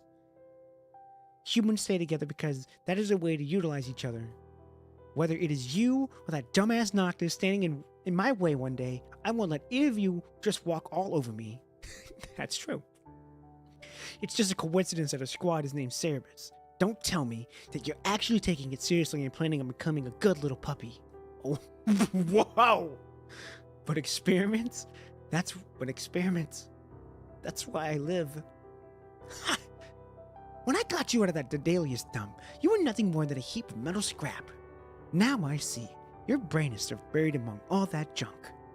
Remember, I make you obey because I can. Don't take it for granted and be obedient to everyone else. God damn! I told you that I hate idiots who get themselves trapped the most. You forget that already? Vera keeps her gaze fixed on number 21. Or 21 exerting more force in her... Vera keeps her gaze fixed on 21 while exerting more force in her grip, causing vital fluid that was on the verge of clotting to gush out from the cracks of her frame once more. Compelled by the intense aggression in Vera's eyes, number 21 senses the powerful force emanating from the restraint on her neck, yet she remains unable to divert her gaze. You think this dumb thing can really hold you back? Well, there are plenty of other colors in this world, visible or invisible. How can you be sure that your so-called humans aren't one of them? Stop trying to blend in like the other humans. Why not make those nobodies understand who you truly are and where your principles stand? Whether it is your claws, teeth, or the craziness defined by others, start making your own damn decisions already instead of living up to the other people's expectations like some kind of pet. Oh yeah! You tell her! You tell her! If you're gonna keep acting like a coward, you might as well get your ass back to Kurno. The members of Cerberus are all defiant lone dogs. We're biters, not followers. Woohoo! She's spinning! She's spinning! Lone dogs. That's how Vera describes them. Because each of those souls never contemplates blending into their surroundings. The boundaries of their individualities always remain clear. They harbor no fear of being different from others, nor do their companions concern themselves with such differences. Despite being criticized as a collective task of freaks and monsters, their sole task is to tear away apart any enemies daring to challenge them. This is the monster's way of self-defense. Like moths drawn to a flame, they prefer to fight to the death with their hands held high, rather than relinquish their individuality. They remind me of that Black Wolf then. Because that Black Wolf is alone. He's alone. He'll fight anybody. But he doesn't mind having the companions. Number 21 once thought about the various methods of defending her squad. By that experimental subject from birth, she refused to perceive this world from her own perspective from the very beginning. Zalgo, hey, what's going on? We're finishing up chapter 24. But I don't know if I'm going to get to ending it. We're getting close to it. We're gonna see. She was always the one being calibrated, being allowed, being deployed, being approved. Emotions beyond her control were forbidden as they clashed with practicality. Unacceptable behaviors were to be concealed, as any criticism directed that number 21 would affect anyone in service. Due to her strong desire to cherish this den that had brought forth many new and unfamiliar feelings, number 21 found herself compelled to the abandon of those pieces of herself that could potentially harm it. Initially, number 21 believed that she was different from the others because she lacked common sense and knowledge about the world. After countless days and nights living in the real world, outside of the research institute, number 21 has been slowly losing the boundaries of her identity. This is true. As she continues to serve pieces of herself from the already fragmented boundaries, what remains can only form something that she finds perplexing. This is my first gacha game. I've enjoyed it ever since. All the characters in the story, my voice Hey, all props to you. Just keep on at it. You just gotta be willing to do the same mundane things every day.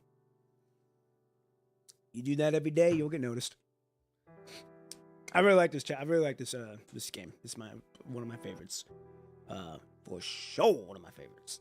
It's a good game. I really like the characters, and the story is what keeps me coming back to this game. On top of that, the gacha is very nice, very generous. The character designs go crazy, so it's so good. But yeah, I wish you luck on that. Just keep at it. Just take it one day at a time. As long as you're getting 1% better each day, that's all that matters. That goes with everybody. That goes with everybody here. Get 1% better each day. And this confusion has become the collar of hysteria. It serves as a depictive lifeline clutched by number 21 herself, yet it is truly a chain wrapped around her neck. However, no defiant lone dog would permit themselves to be chained. A defiant lone dog has the ability to resist being chained. Whether it's her or somebody else that holds the leash, the fangs are always ready to be bared as long as her body is functional. No, in 21's mind, numerous shimmering shards akin to snowflakes suddenly flash, reflecting what she has previously diminished, rejected, and buried deep within. When number 21 was being shaped by the world, these shards of her true self were scattered all over. However, during that time, she found herself unable to determine whether she should reclaim them or not. Question, are you gonna play the DMC collab story when it releases? Yes, I do plan to play it. Even though I don't know shit about DMC, I don't know anything about them, I don't really know the characters like that. I'm still gonna play it just because it's be cool to see what's it about, get to know the characters like that. But yeah, I plan to do the story on it when it comes out, and I might pull for the characters. Don't know yet. We're gonna see. But yeah, I'm definitely going to be playing the story on it. Check it out for sure. Where we at? Here we go. Fortunately, she has now found what she believes to be the correct answer. She realizes that she must defend her own boundaries first, and then protect everything she holds dear with her complete self. Suddenly, she feels the weight of this framework, which doesn't quite align with her initial expectations, become lighter.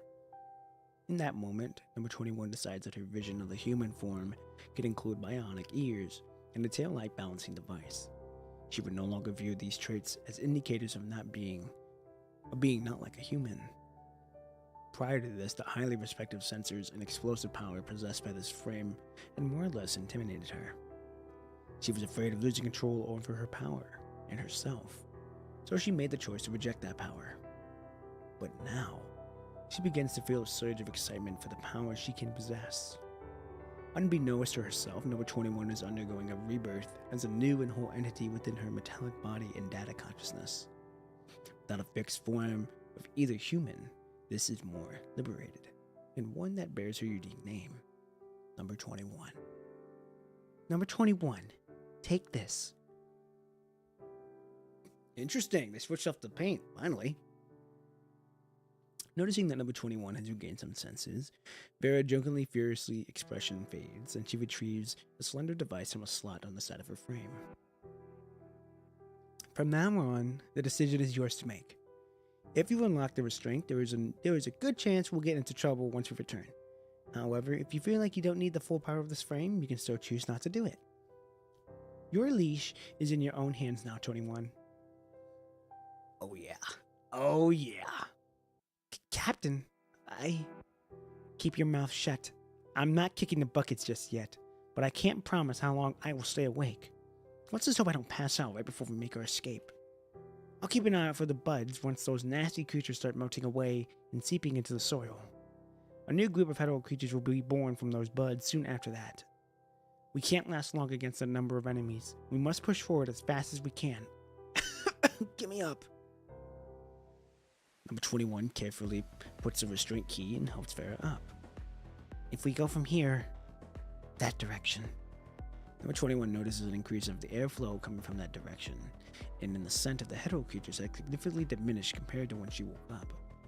Subconsciously, number 21 increases the computing speed for frame, allowing her processing capabilities to accelerate. I do like the cute moments between Lucia and the player. I think that's my favorite part of the story. Yes, in the story so far, from where I'm at right now, their chemistry between the two is nice. I also like the chemistry between Liv and all them, but Liv is like watching her health like a hawk, and I think it's funny. But yes, Lucia's and the players' interactions is very nice. I have not seen, but I've heard that her new frame like really dives deep into that. Like the moments between those two get a lot more better from what I've heard. Now I don't know anything about the story wise on that, but I've just heard that like when I pulled her, there was like just from her wording, like, oh wow, you went from that to that. So I've heard that Lucia's new frame, their interactions are more better, which I'm excited to get to eventually. Now here we go. She has this faint sensation that she and Vera are standing on the tongue of some colossal creature, and it won't be long before the forest reveals its fangs, unleashing its ferocious might to tear them apart and consume them from their own growth. They have to run now, as fast as they can. Number 21 lifts Vera's arm clumsily, attempting to share some of her weight, but her movement inadvertently causes Vera to grasp in pain and grip number 1's shoulder tightly. Oh, I've had enough rest. I can walk by myself. Number 21 nods before releasing her hand. Suddenly, number 21 turns her head to the side, hearing a faint buzzing sound in their mind, followed by static noise. Come on, give me a break! Number 21. Can you hear me? It's Poppin' P. Poppin' P is in my head. Oh, the savior always arrives in time. Hey, this is what I am. Come on now. You think you got a new frame? I think I got a new frame. It's the one that's like really, really long hair, white suit, and everything. That should be the new frame. I don't remember the actual official name of it. I just know that that's what it looks like. Here we go. Is Vera all right? Oh, she is? Ugh. Thank goodness. I'm surprised that person thought about using the remote connection. I'll give it a pass this time. Captain, injured. I need to save Captain. Number 21, don't play the big hero here. You were lying on the ground this whole time. How's Vera? Captain needs... Captain, what medicine do you need from Pop and P? The answer seems to fall beyond the confines of number 21's knowledge, so she chose to directly ask the wounded herself. Ask Noctis here to bring 3 emergency kits from the medical box from the simple treatment. Nothing more can be done now. Number 21, tell them the direction of the meeting point first. Vera lifts her head to gauge an angle of the setting sun, then provides some general instructions based on the retreat direction number 21 pointed out. Got it. We're leaving there to meet you right now. The connection signal might become unstable during the travel. I'll cut it off for now to reduce your computing power consumption. Okay. Pop and P disconnected. The signal will be unstable.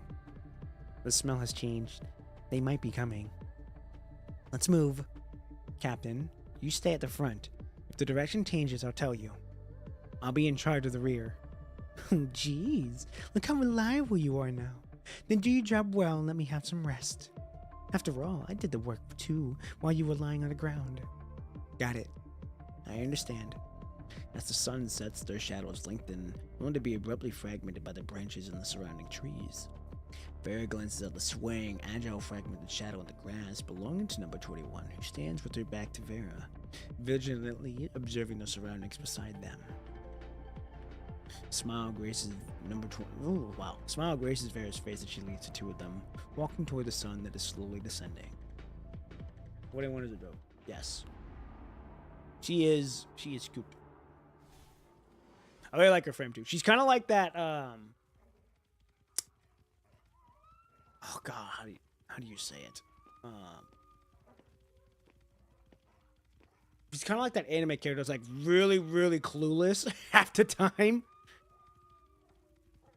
But that's what makes the charm.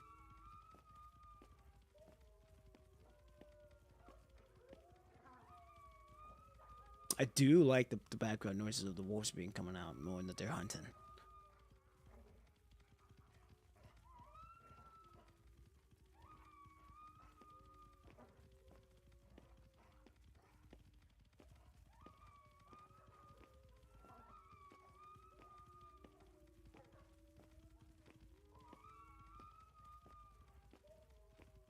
It's only a matter of time before we get jumped.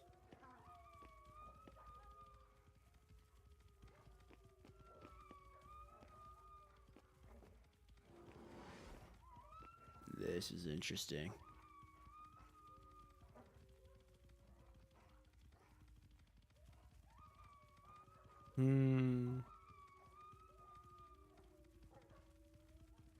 Okay, looks like we're gonna be protecting for a minute. Let's turn off some module to focus my computing power. Okay. Alright, here we go. We're protecting. Oh yeah, here they come. I knew they were coming. Yeah, we ain't letting you touch her at all. Your colors. I like them. You can still hear the wolves coming in too. You hear them howling. Are you Bah! Get out of here. this way? Oh yeah, they come again. Tear them apart.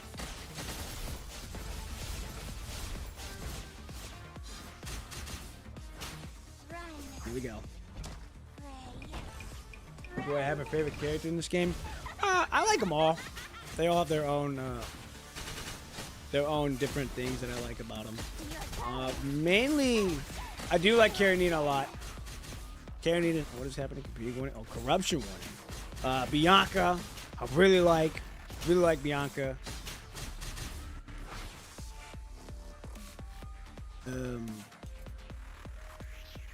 Lucia, I like because she's been a day one. Liv, I like because she's also been a day one. Oh, get out of here! Ain't doing that. Bop. I like Noctis because he's like a little goofball.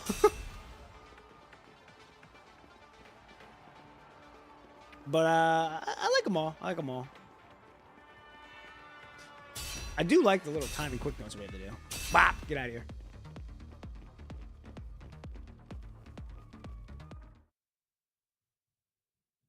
Oh?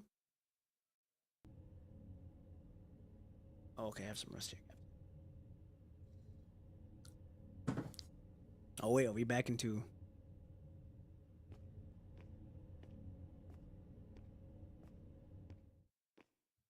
Ooh, what's happening here? Oh, fuck.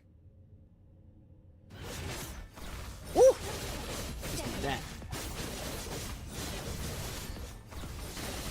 But I like them all. On your channel through your short terms or short films, I was like, okay, I gotta watch this guy stream because she's pretty. I can't see what that says.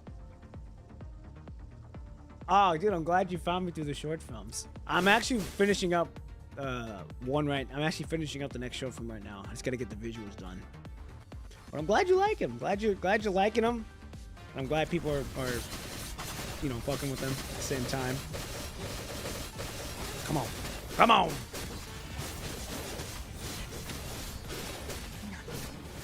I'm right there. Come on.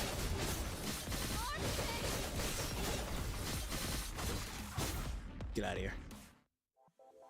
Okay, we might be able to finish this. I've got maybe 10 minutes.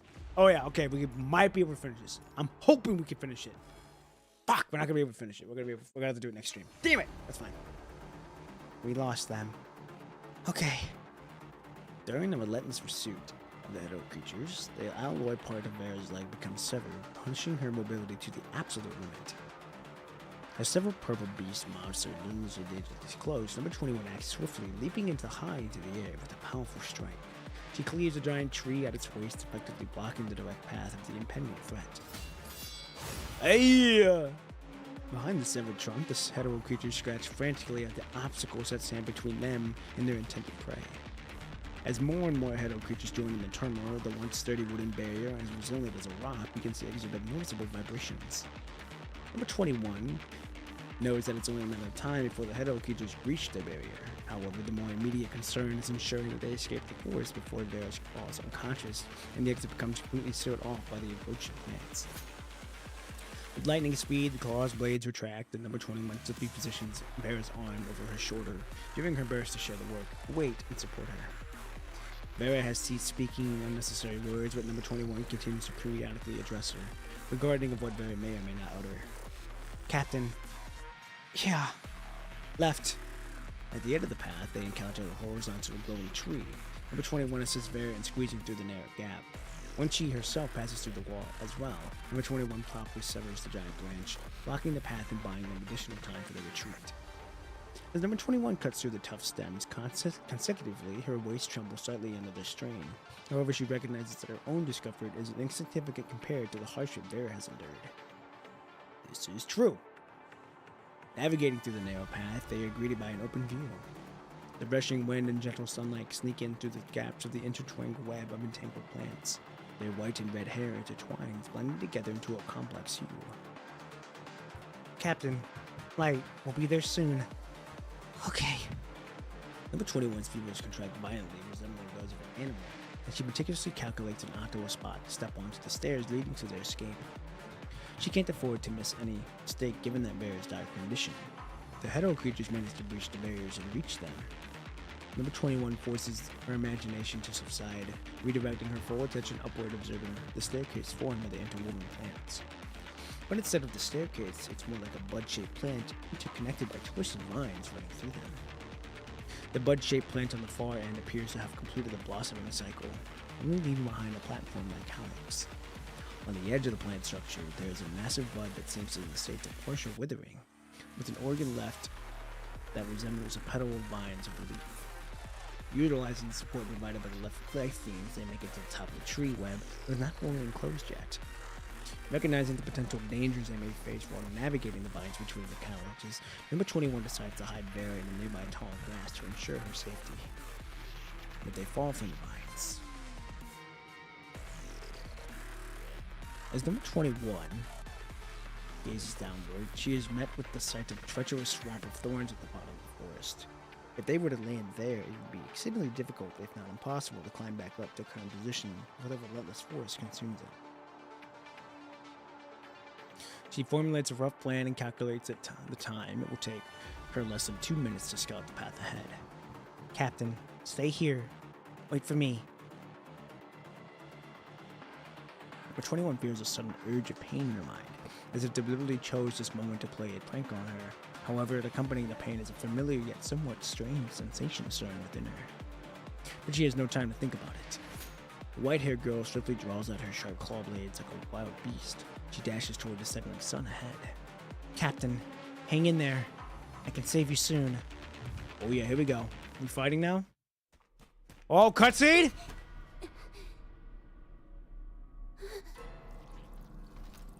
No, it's Buddy! What the fuck?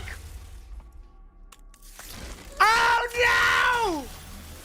Oh, what the fuck? They done did Buddy dirty! This motherfucker! It's the same dude! Ain't no way! What the fuck?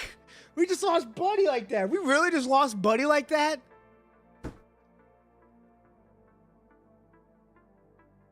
Brother, what the fuck? Ah. Damn!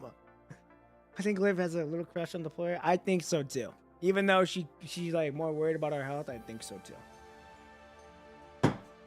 Buddy, covered in dark purple growth marks, it's mercilessly torn apart from the inside out by some sharp claws.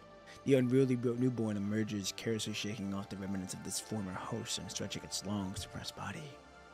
From its elevated position, the towering creation gazes upon number 21, its compound eyes scrutinizing her every movement. Even though number 21 can no longer detect the familiar scent emanating from the creature, it stubbornly persists by calling it its name. Buddy, is it you? Its light purple abdomen starts to change color as its creature lowers its body. In a swift motion, the creature swings its colossal purple claws directly towards number 21's head, seemingly in response. A gust of wind caused by the attack threatens number 21's balance, but she swiftly evades the cold and swift claws. Some of her light gray hair strands are severed in the process. In the spot where number 21 just stood, a dreadful pit materializes. No. Buddy, please. It's me! Me! Number 21's claw blades drop helplessly, hesitating to rip the throat of the lurking threat in the same manner she eliminated her previous foes. Her body trembles slightly as memories from the past flicker before her eyes. She has never imagined losing Buddy. In her mind, it has become an indestructible part of her being, a constant presence she took for granted, even over that of Vera Noctis. No one would have thought that a part of themselves would crumble into ashes and rise again into it as their adversary. Number 21 feels deeply sorry for that. I see. The headache. It was because you were calling for me, right? Fuck! I'm sorry, buddy. I was too dumb to recognize your call for help. Son of a bitch! How could I? Do you know how to trigger Fenrir's special parry animation? I do not. Number 21 lets out a sorrowful whine akin to that of a lone beast mourning the loss of its pack. She stands alone in the hostile forest, feeling the gaze of everything around her as it leers, waiting to attack to tear her at the throat. I'm sorry. Her voice growls faint, gradually fading away until it becomes barely audible in a gentle breeze. Her purple claws remaining poised, grim for the next assault, their lethal power capable of swiftly ending the life of an obedient prey. But, with her head lowered, number 21 is stating her sin in silence. Captain is still waiting. I can't let Captain be taken as well.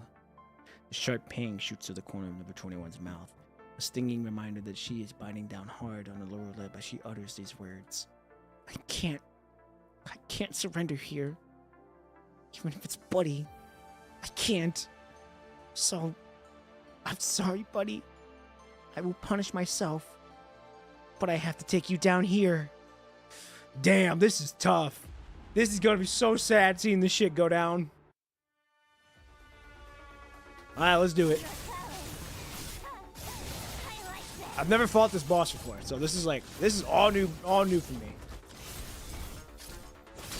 Get out of here.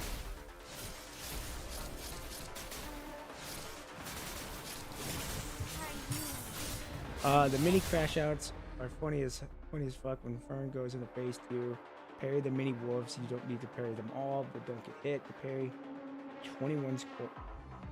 Wait, what? Don't get hit and parry itself. Okay.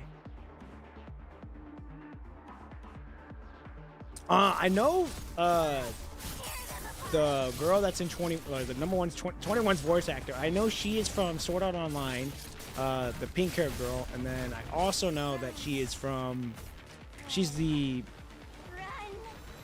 girl from Rent a Girlfriend. Oh, Rent a Girlfriend. She is the one that wears like the bow tie all the time.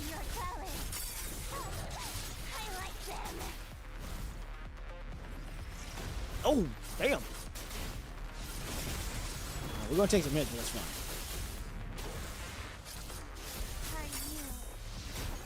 Okay. Mini crash. Okay. When he goes in the face too, I gotta parry. I don't gotta parry them all, but don't get hit by them. Good to know. Ugh. Bop.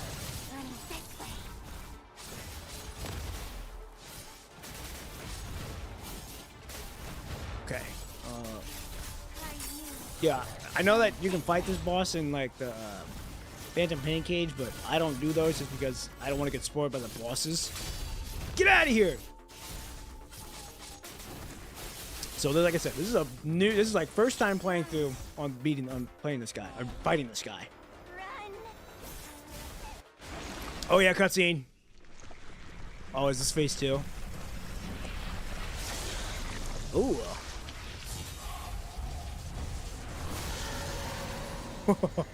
Okay. I see what you mean by the little guys now. Okay. Oh shit. Hey, get out of here. Can you see them roaming around? Oh, there's one.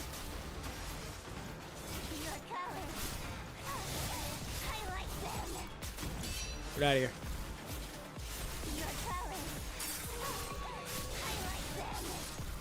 Holy shit, get out of here!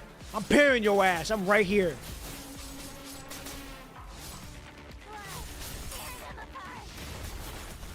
What the fuck? He's got a sword? Oh, it's his tail it's using. I'm like, what is going on here? I play gacha games for the story and gachas because I feel some of them have great. Yes, some of them do have really good stories. And then if you compare that with good characters and good character designs, yeah, you're gonna be chilling. Bop! Get out of here. Bop! Okay, here we go. Back to. Ooh! Get out of here.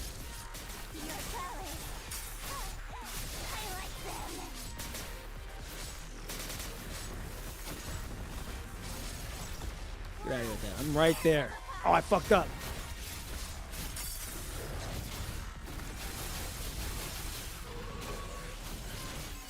Oh, your ass is getting parried right on this shit. Bop!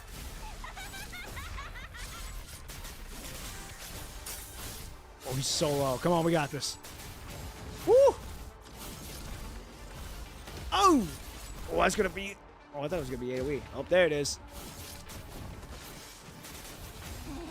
Ooh! Calm down,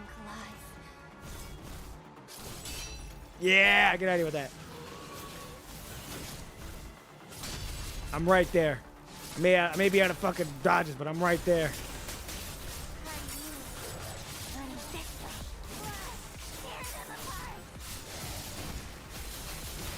Oh, we might be able to get him here. We're gonna hope to get him here. There we go. Money. Cash money. Here we go, cutscene. I'm so sorry, buddy. Oh, I see now. Come on.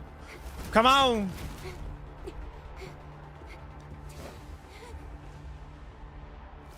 A fucking course one of them's gonna grab. Damn! Where are we at? Come on.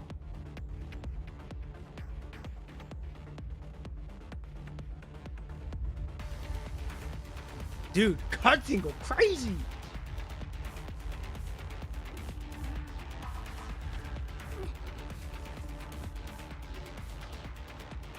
Dude.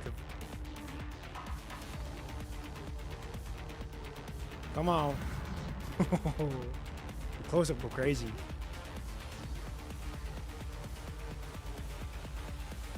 What is that? Oh! She's undoing her limiter. I see now.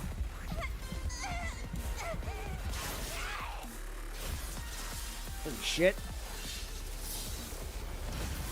Wolverine! Hey! She don't fucking just...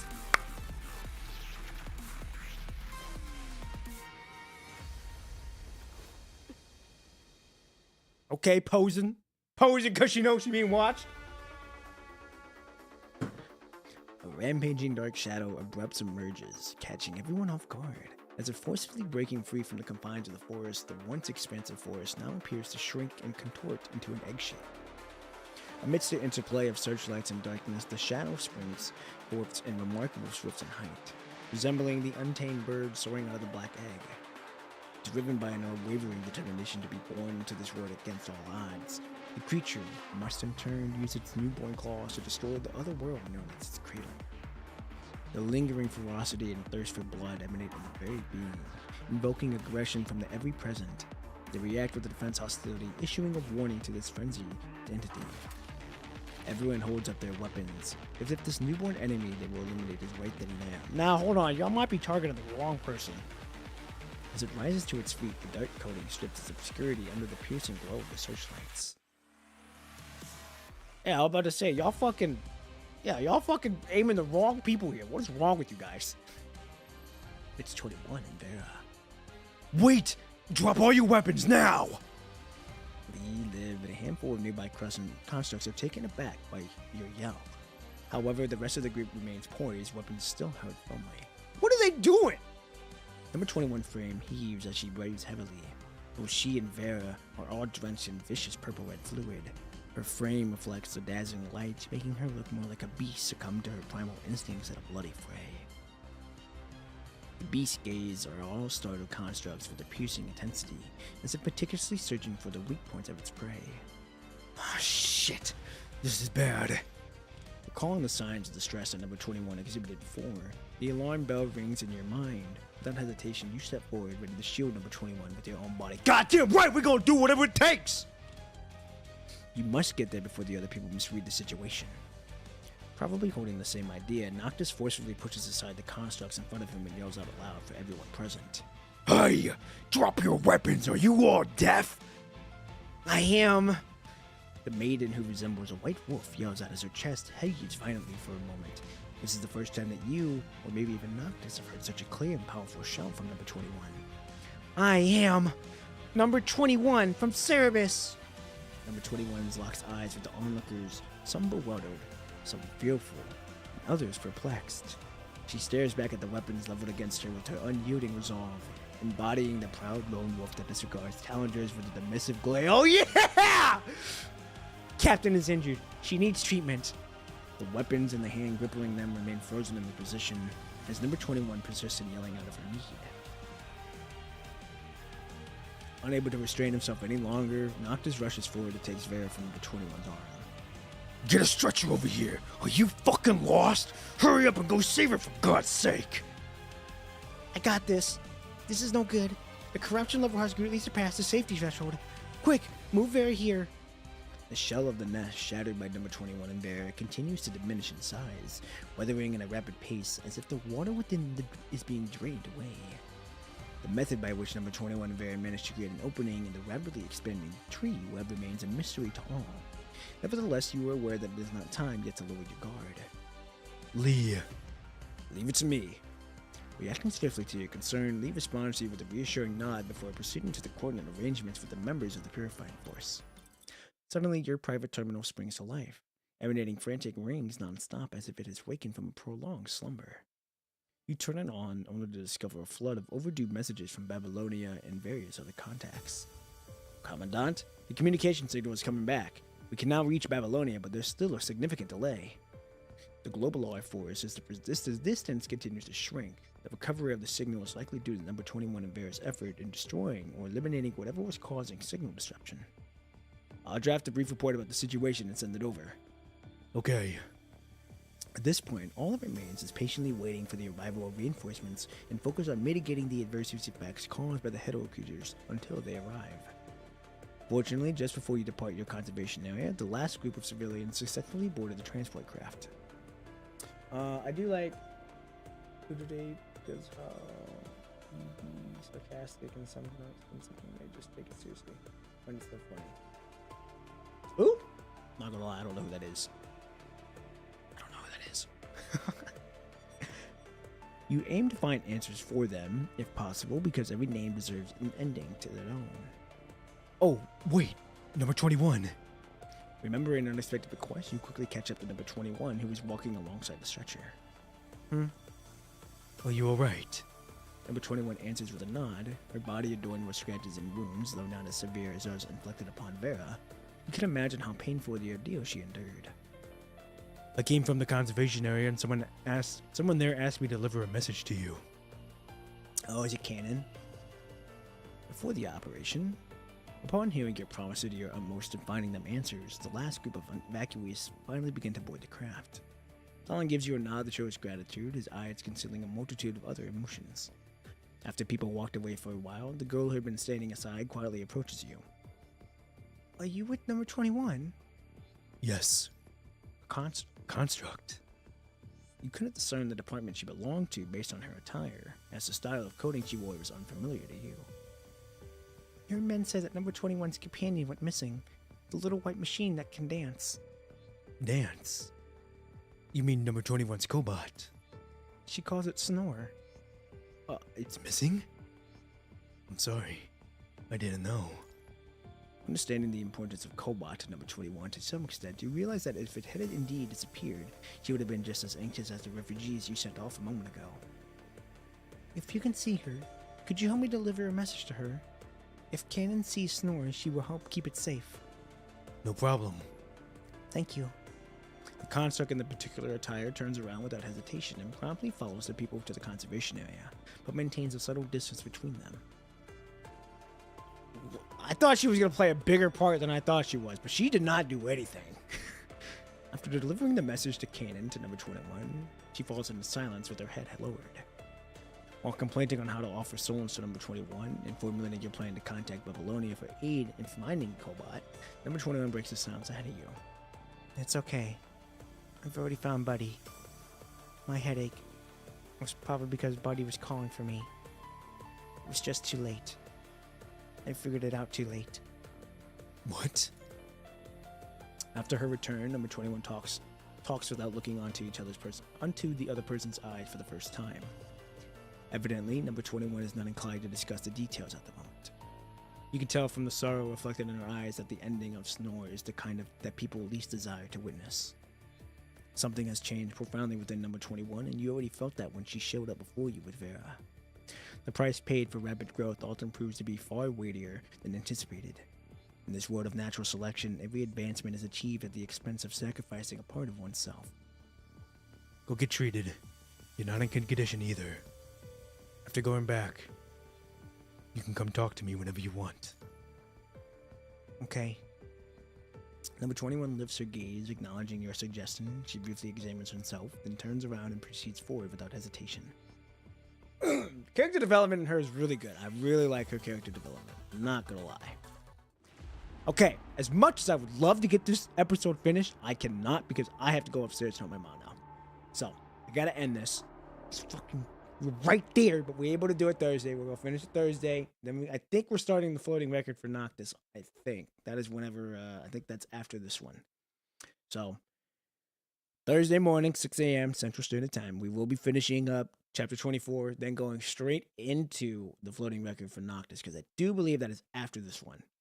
And then we go into Echo's main chapter, which I'm fucking excited for. I can't wait to get to that one. That one's gonna be so good. I'm so excited to get to that one.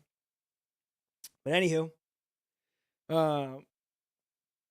okay, Sandra, right now. Okay, that is the floating record. Nice. All right. So after that, yeah, we'll do the floating record then. Thursday, we'll get that started. I'm hoping to get that done by Saturday. That way next week, or that way next week we go straight into chapter 25. So, hey, everyone, a lot of people tapped in today. I'm so grateful that you guys, came into the stream, watched my reaction and all that. I'm not gonna lie, chapter 24, it's good, but it felt kind of, I don't know, not up to par to what I thought it was gonna be. But nonetheless, it was a good chapter. It was a good chapter. I liked it. I didn't live up to what I thought it would. But that's okay, because you know what? We got to see great character development by 21. That's all that matters. Is if we see, oh my god, if we see character development nonetheless. So, wasn't my favorite chapter, but it was still good nonetheless. All right, still good nonetheless. Anyhow, I don't want to keep you guys any longer than needed. I'm gonna get on out of here. I hope everyone has a good day, has a good evening, has a good afternoon, wherever you may be. Ladies and gentlemen, I will see you guys 6 a.m. bright and early on Thursday. All right, I'm out, everybody. Peace.